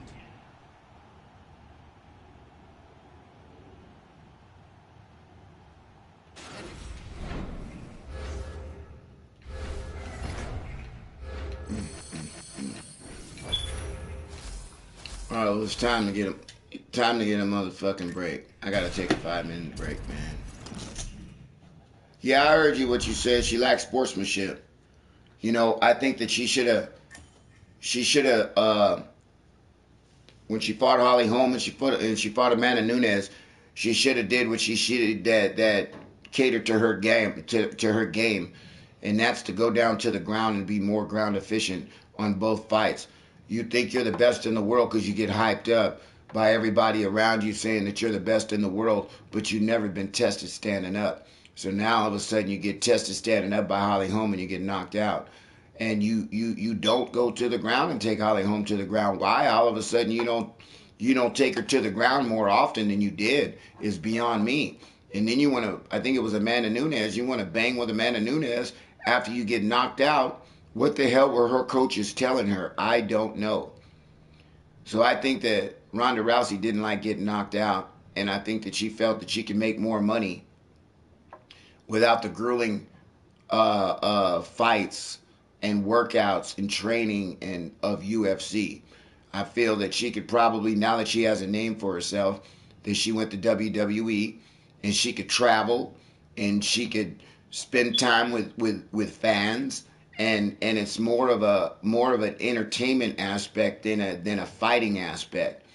She goes out there and she gets flipped in the ring, and that's what she does. That's what she does. I mean, she's been doing judo, but she's not getting ground and pounded, and she's not taking punches like the girl wants to knock her out in WWE. So, you know, she's basically practicing in the WWE, and she gets to make money doing it and travel and meet people. So I don't necessarily blame her for what she did, but I think that she would get more of a legacy.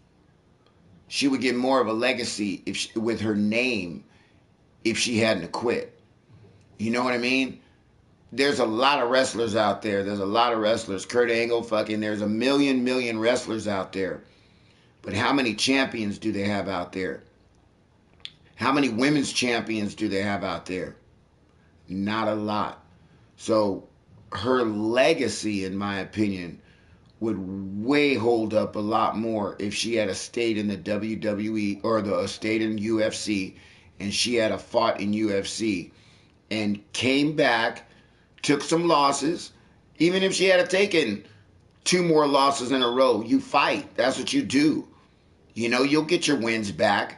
But you can't lose your fighting spirit. And I think that she lost her fighting spirit when she got knocked out twice. I'm just saying. That's my scenario about Ronda Rousey. Now I'll be back.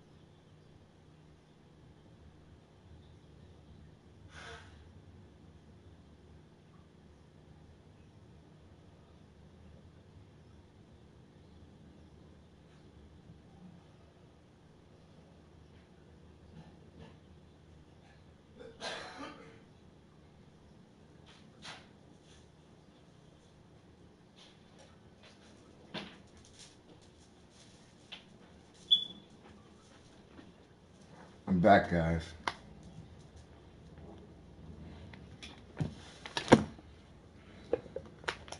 Gotta get rid of this coffee, man.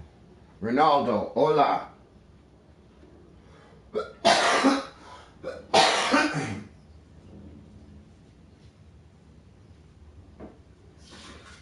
No more locked doors.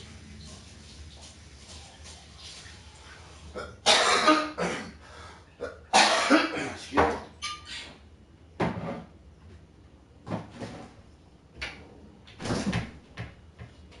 No more locked doors.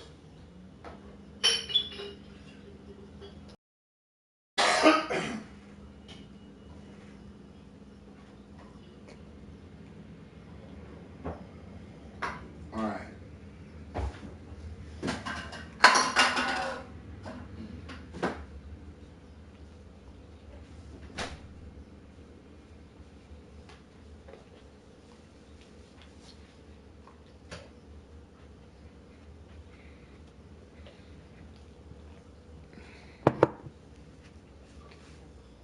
Wait, hey.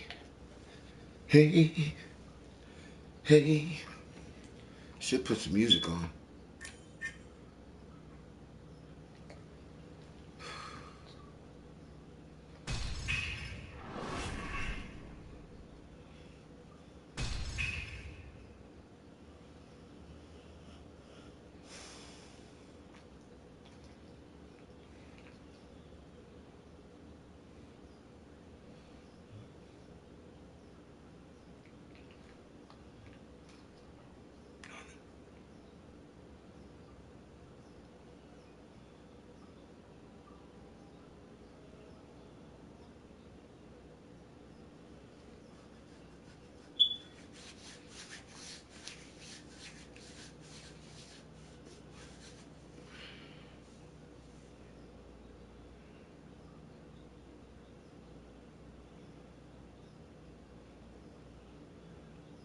You know what? I'm going to play H1.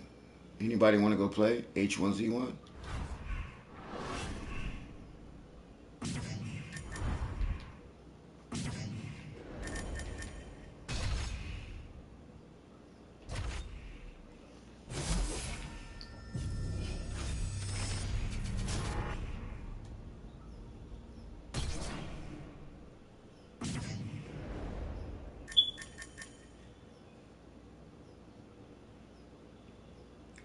Hey, Need for Speed is cool, man. I was thinking about going to play Need for Speed or H1. Let me turn the camera on, Big.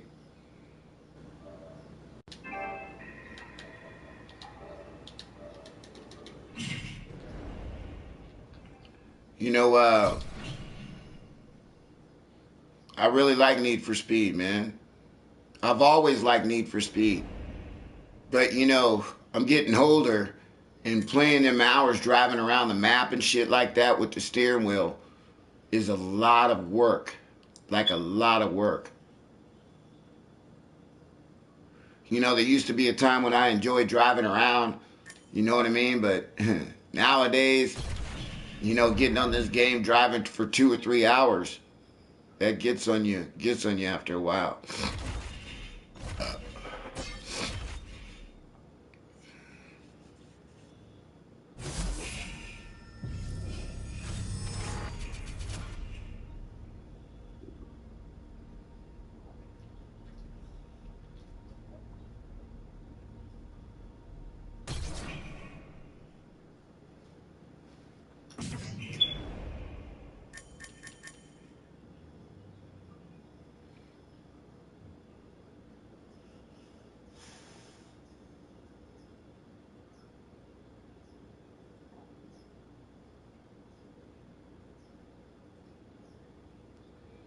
Oh yeah, look, I'm a big fan of Need for Speed, Big, since Need for Speed Underground, PlayStation 2, and I was using a steering wheel back then. Um, man, I had the Division 1, played the Division 1, and I almost kind of thought that it was really repetitive. You know, yeah, we used to go into the Division. Let me try to get some coins anyway. We used to go into into the division, into the dark zone, and it would just used to be like, you know, 8 of us, 2 groups, and we used to just mollywop everybody and steal their loot. It was really repetitive, and it didn't seem like there was an ending. One thing that I like about a game is I like an ending. I like a win or a lose, you know. And then guys were saying the Division 1 has a new patch, but I don't know, man. I don't know. I just didn't. I don't know. The belt that has changed hands quite a bit, and this #1 bantamweight contender believes it will again.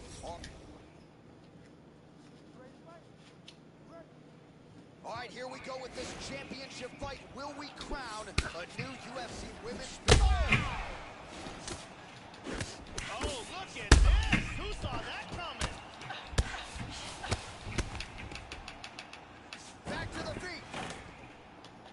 Head kick. Just missed with that huge kick. Caught that one on the forearm. Good short punch there. Well, she ate the straight hand there. Oh! This could be it.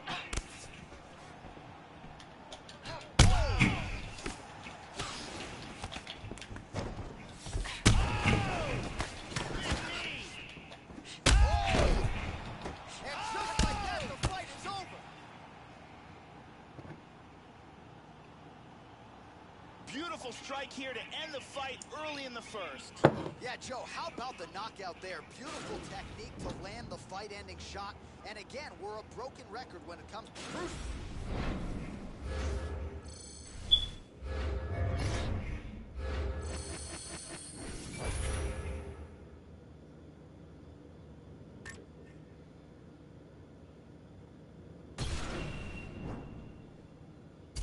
What's your favorite game, Big, and what do you play? Is there anybody out there that wants to play anything? I mean, I really like Gran Turismo, but that's a... Gran Turismo, they be making you run 7-8 minute races. That's 7-8 minute race is a long time. You know, 3 laps at 2.5 minutes or something, or 2 minutes.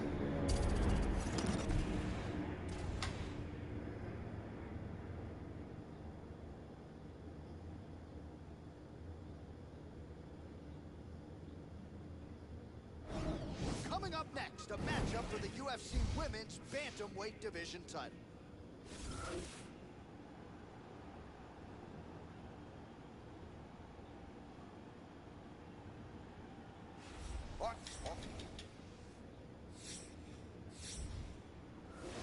Scheduled for 5 rounds if need be. Danny, what up, pimp?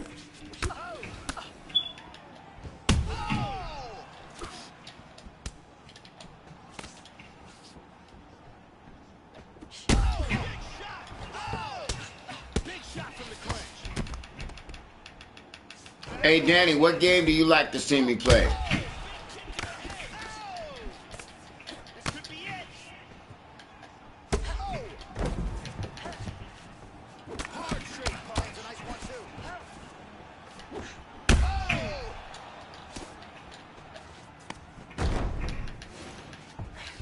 This could be it right here. Well, she's got a good jab, missed with it there. Back and forth we go. Stuffed. Switching stances here. That one hurt. How about that shin? Oh! This could be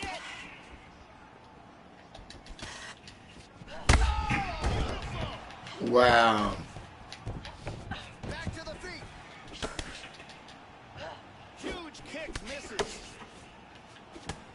She blocks the shot, Joe. Oh, double jab. Oh, spinning back kick, beautifully placed. Oh, establishing that jab. She got tagged again. She's hurt. Wow. This could be it right here. Come here, bitch.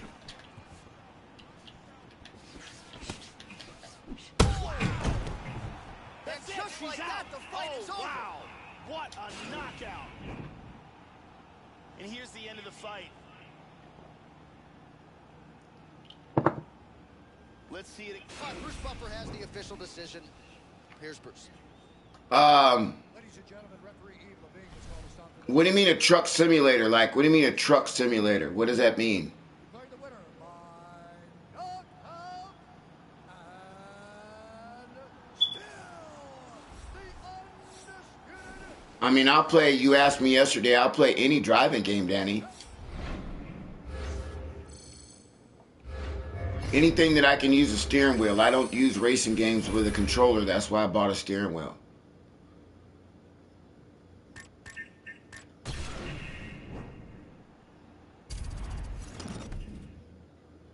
The only thing about it is I've got to get some adjustments, and to fix it, I bought the steering wheel, and the way that the way it's set up, it looks cool, but my feet, I got a platform that I built off my table, you know what I mean?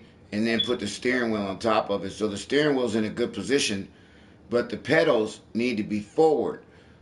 Well, in order for the pedals to be forward, I've got to extend the wood towards me. And then, well, now that I think about it, all I got to do is unscrew it and then screw it back in.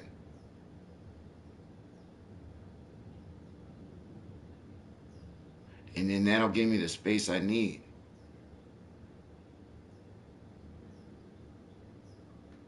And it'll take 2 seconds to do it. Because right now my gas pedals, my knees are bent a little bit when I'm on the gas pedals. So it's a little uncomfortable, you know, to have your knees bent like that. You want to kind of have your knees kind of straight out a little bit, you know, and use your ankle, you know, to step on the gas pedal and the brake.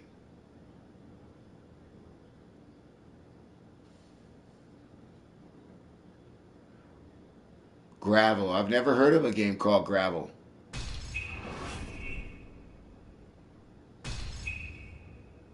I've heard of a farming.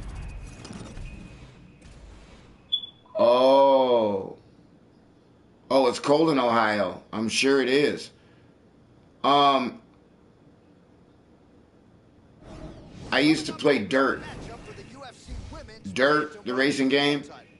When it came out, Danny. I love off-road. I'm a fan of Score. Score Racing.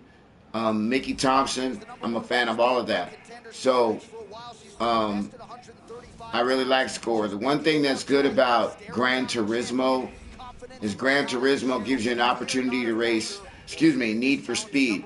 Need for Speed gives you an opportunity to race dirt, street, you know what I mean? And it's a different feel when you race with a steering wheel in the dirt, when you race with with those fast cars on Need for Speed, on street races. It's really, really fun. Especially, I want to get good enough and have good enough cars on Need for Speed. When I had my other Need for Speed, I had all the good cars. And when I had Gran Turismo, I had all the good cars. I spent a lot of hours on Need for Speed. And then it was kind of repetitive. All right, I had the best Hummer. I had the best fucking Skyline.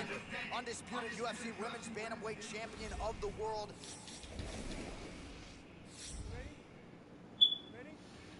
Scheduled for 5 rounds if need be. Opens with the left hand and lands flush. Inside leg kick is there.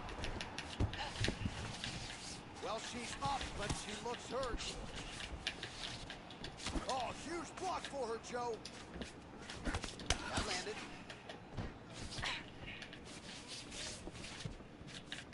Just misses with a left hook there. Nice liver shot. Back up. Big left. Oh, this could be it right here.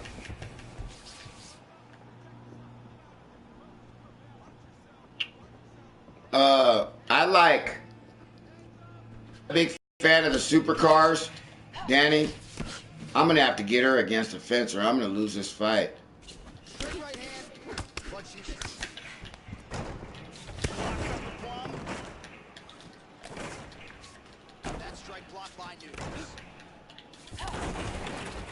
across the midpoint in round one. Working her against the feet, now lands again. You know,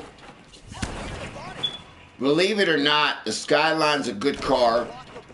On the dirt, when I play Need for Speed, the other Need for Speed, they had a Hummer that was pretty cool. That was really fast. I had a really fast Hummer.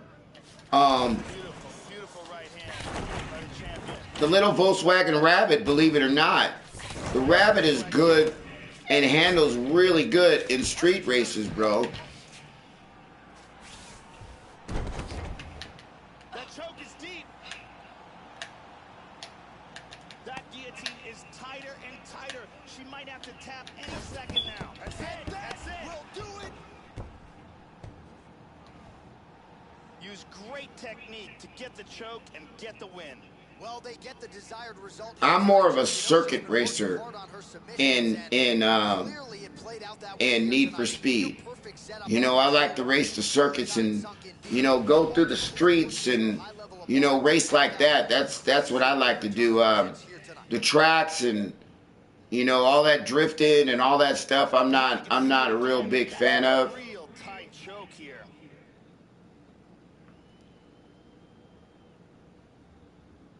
I want to say that they have drag racing, but I'm not 100% sure. Ladies and gentlemen, referee Yves Levine has called a stop to If they have drag racing was a real fun one, but the funnest Need for Speed was Underground. And the reason why Danny Castro Underground was so much fun was because I played with a steering wheel, so my nitrous didn't work right off the bat when we played Outer Ring. We played Outer Ring, and Outer Ring was a whole, you rode on the freeway, and it did a whole outer ring of the city. So you took the whole, and you drift around the corners, and the thing about it is guys that were using a controller, they were hitting their boost, their nitrous real quick, right off the bat. So in Need for Speed Underground, if you got close enough and you were a good enough driver, you could draft your guy, and your boost, your nitrous would go up, right? So if you had two really good guys that raced together, as soon as he used his nitrous, you know, his nitrous built up, then he would scoot in front of his friend, and then his friend would draft him, and he would use his nitrous, and his friend, they would use their nitrous, so they would be going 230 miles an hour instead of 210. So he'd use his nitrous, and because he was drafting him, he would be able to draft behind his nitrous and fill up his nitrous too. As soon as he had his nitrous fill up, he would zip in front of his buddy, and they would do it around the track. It was cool. It was cool as shit. The Honda Civic is nice. I mean, as far as handling and everything, there's certain cars that are good and certain cars that are not that good.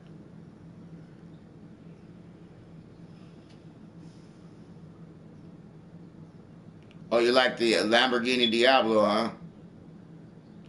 You know, it really is based on preference as far as when you play Need for Speed. As far as real street racing, it's a little bit different.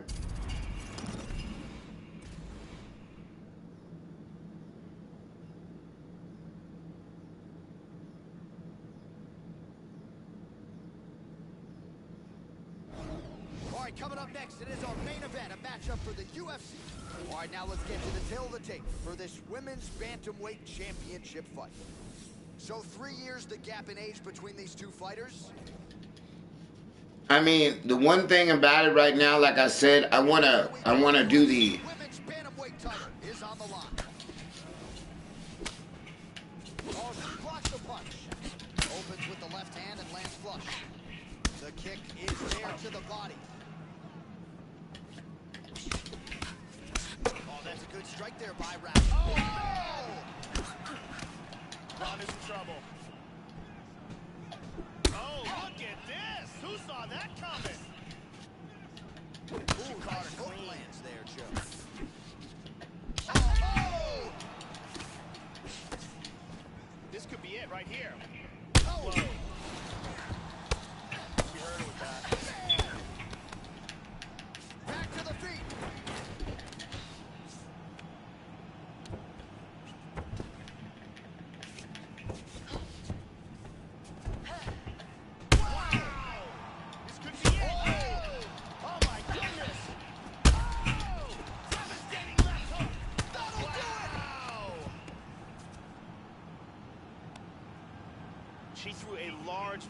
of strikes all night long, and this bomb finally lands for the knockout.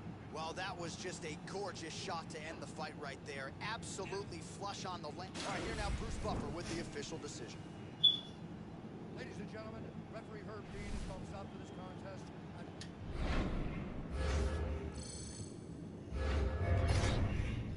Hey, I'm just trying to get coins, man.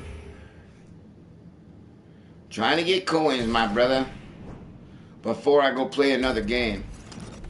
See, right now, I got my PlayStation Pro, so I was able to get Need for Speed. I was able to get Gran Turismo. I did download that new game, Apex Legends. First person, not a big fan of it. I did download H1Z1 back on my computer. There's a couple of other games, you know, that I paid for.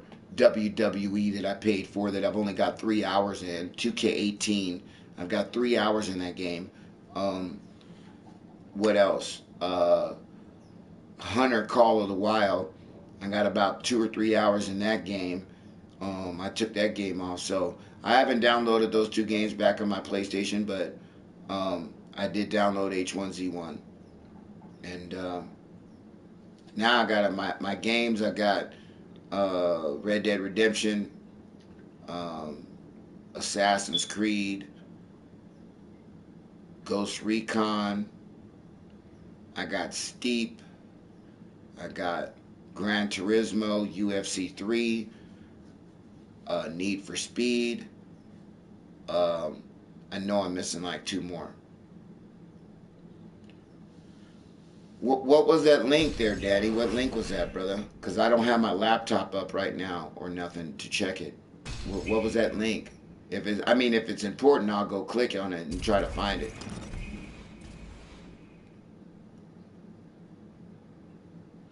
You talking about the truck simulator game? That dirt game, not the dirt game, but you know what I'm talking about. Coming up next, a matchup for the UFC.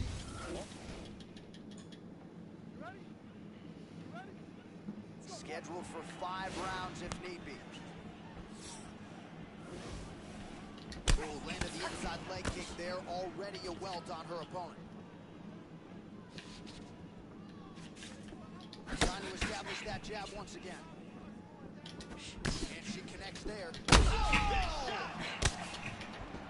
This could be it right here. Oh!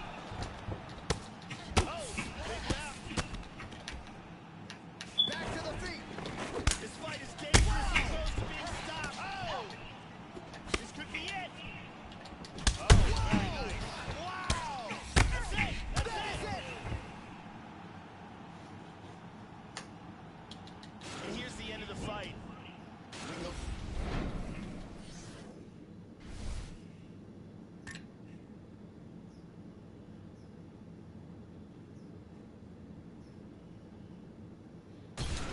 You don't really need a PlayStation Pro if you don't have a 4K TV.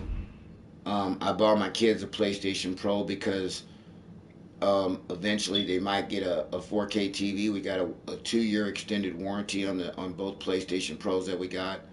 So you know, I mean, after 2 years, you know, they might get, you know, in the next year they might get a 4K TV. So if they get a 4K TV, then they're accessible to the PlayStation Pro. My girl had said, oh, all I was going to do is just buy him a regular PlayStation 3, or excuse me, PlayStation 4. But I looked at it like, you know, okay, look, let me explain something. My kids have been working on this broken-ass PlayStation. The PlayStation that they were playing on was my PlayStation before I bought another PlayStation 4. So they got this PlayStation, and it was all dusty, and it was making a bunch of noise, so they took the cover off of it, and then the cover, and then they blew it out, and they messed it up to where now they gotta sit like frickin', you know, as long as the plug is, as long as the extension plug is to the controller, I think that's as far as they could sit from the PlayStation. I'm really not sure, but anyway, they got my old PlayStation, and that thing was making a bunch of noise like a rickety car. You know, every single time, man, I would hear it at nighttime when my girl was playing. So finally, I said, you know what? Let me just get them a good one.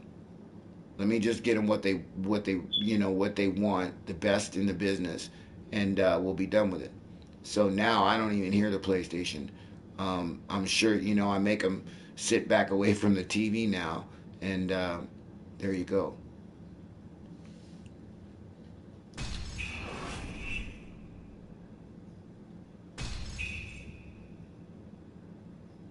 I could have got him a PlayStation 4. I could have got him a PlayStation 4 and saved $100. You know what I mean? The stupid thing is, bro, I went to GameStop to go get the game, right?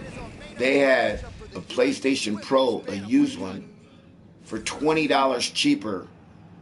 Somebody had broke or whatever, something happened to it. They brought it back, they fixed it, and then for $20 cheaper, I could have got that PlayStation Pro.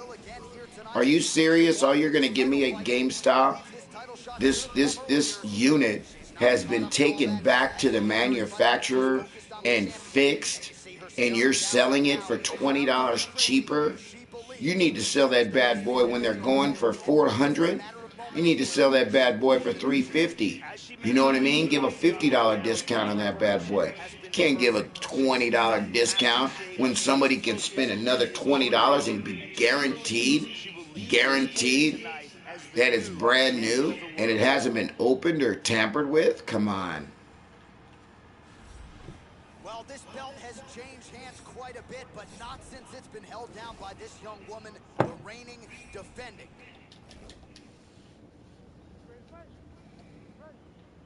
All right, here we go with this championship fight. Will we crown a new UFC Women's Bantamweight champion tonight? Let's find out. Oh, got her with the head kick. And she connects there with a brawl. Oh, nice flip there and a beautiful counter. Landing a good series of strikes here. She keeps fucking wanting to shoot on me, and she keeps going to the left. Oh, she's been working on her defense. Kick block there. First takedown attempt is there. All right, she's going for the arm bar here. She's got that arm bar locked up. Oh, we're getting a finish here. There's a lot of pressure on that arm. She might. And there it is. That's it. I agree, Danny. $100. Well, man, $100 discount would be good for like a used one. A used PlayStation Pro from the store, $100. But a refurbished or an open one up that somebody took back is worth more than a used one. And I would say a $50 discount off of $400 would be $350, which would be good. And then a used one at the store, $300. But a used one at the store would only give you like a 3-month warranty. You know what I mean? You get 90 days on it. You know what I mean? And if you want an extended warranty on another used one, then you only get up to 1 year.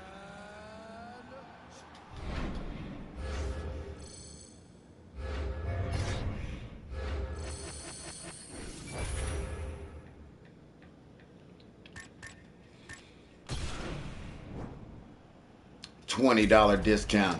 They said a $20 discount. I said, hey man, give me a brand new one. I'm not paying no damn.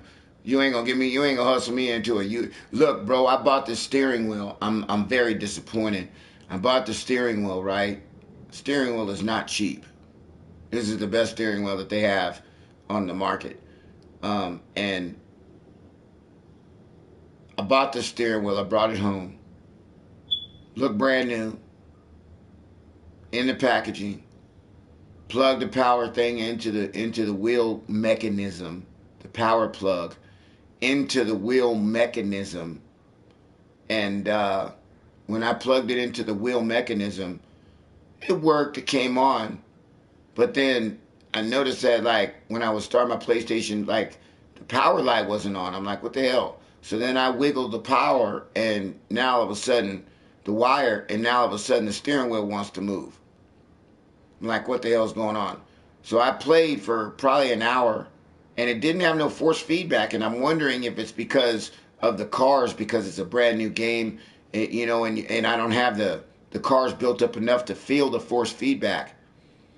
But then all of a sudden I was wiggling the wire around, and now all of a sudden on one game I had force feedback, and my girl said, you know what?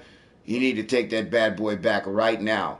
So I packed it up and took it back, and I got another new one, but I noticed that the wire is working better, but it just seems like I don't know why they made the connection to where it's not working, man. How do you make a plug to where you got to push down on the plug to try to get a connection or lift up on the plug to wiggle it? And it's a nice sturdy plug.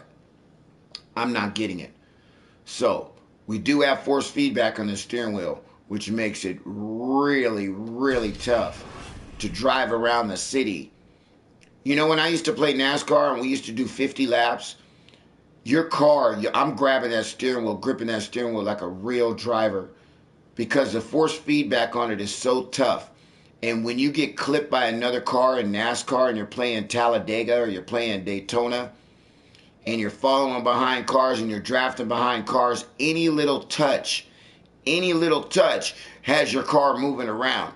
And you have to really, really make sure that, you know, you let up off the gas and try to get your composure when you play NASCAR, especially if your tires are worn down. Because if a guy clips you and your tires are worn down, you're done, especially in a corner.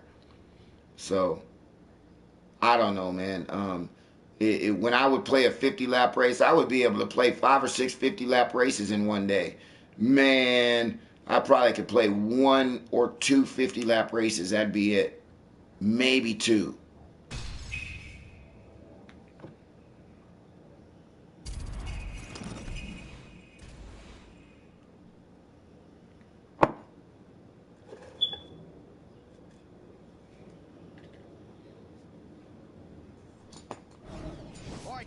No, I don't, but I think I want to say on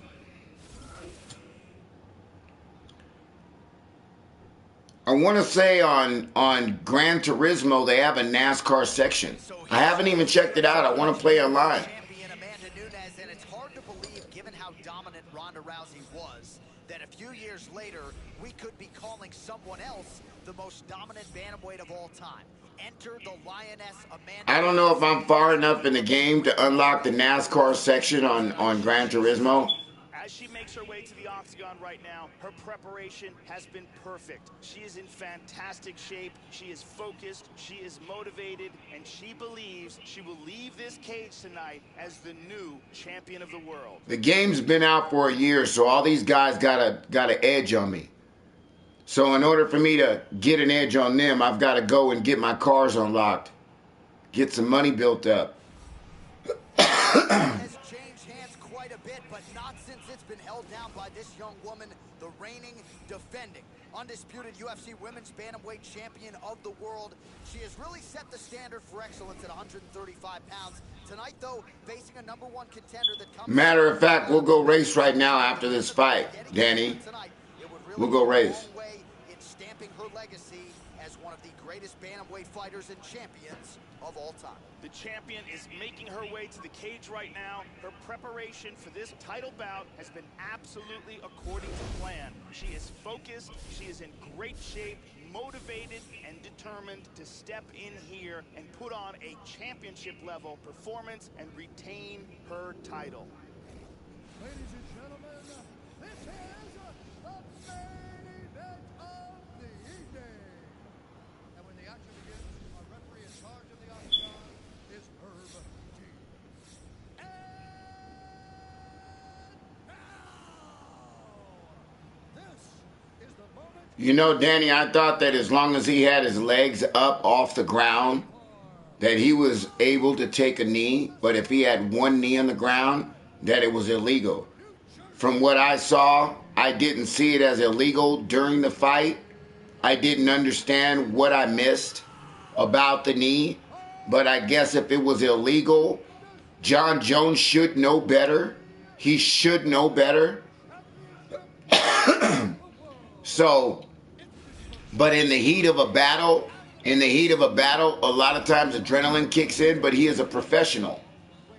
At 135 pounds, fighting out of Miami, Florida, presenting the challenger, Amanda. Hey, I'm going to start up a stream for Here we go. UFC Women's Bantamweight title is on the line. Connects with the punch there. Oh! Back to the feet. Oh!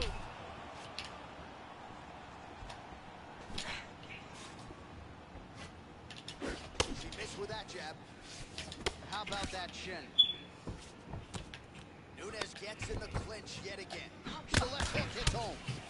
Well, she left her head open there, Joe, and she paid for it. She continues to lean in, almost as if she's moving into the strike. She'd be wise to change up the tempo here. Beautiful jab. Beautiful jab.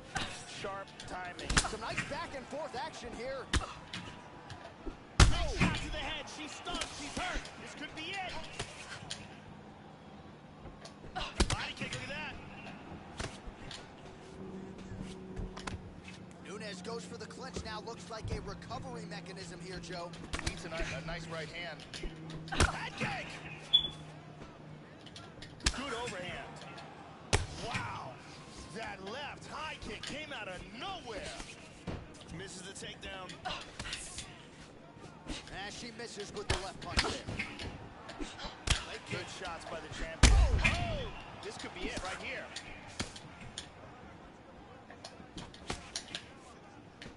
Oh, she got stunned again.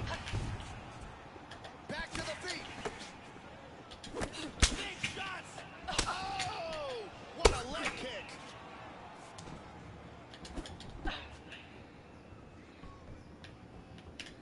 Oh! Back to the feet. Wow!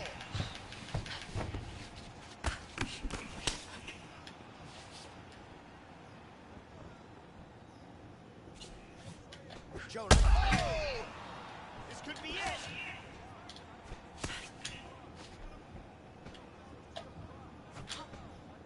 Oh, very nice.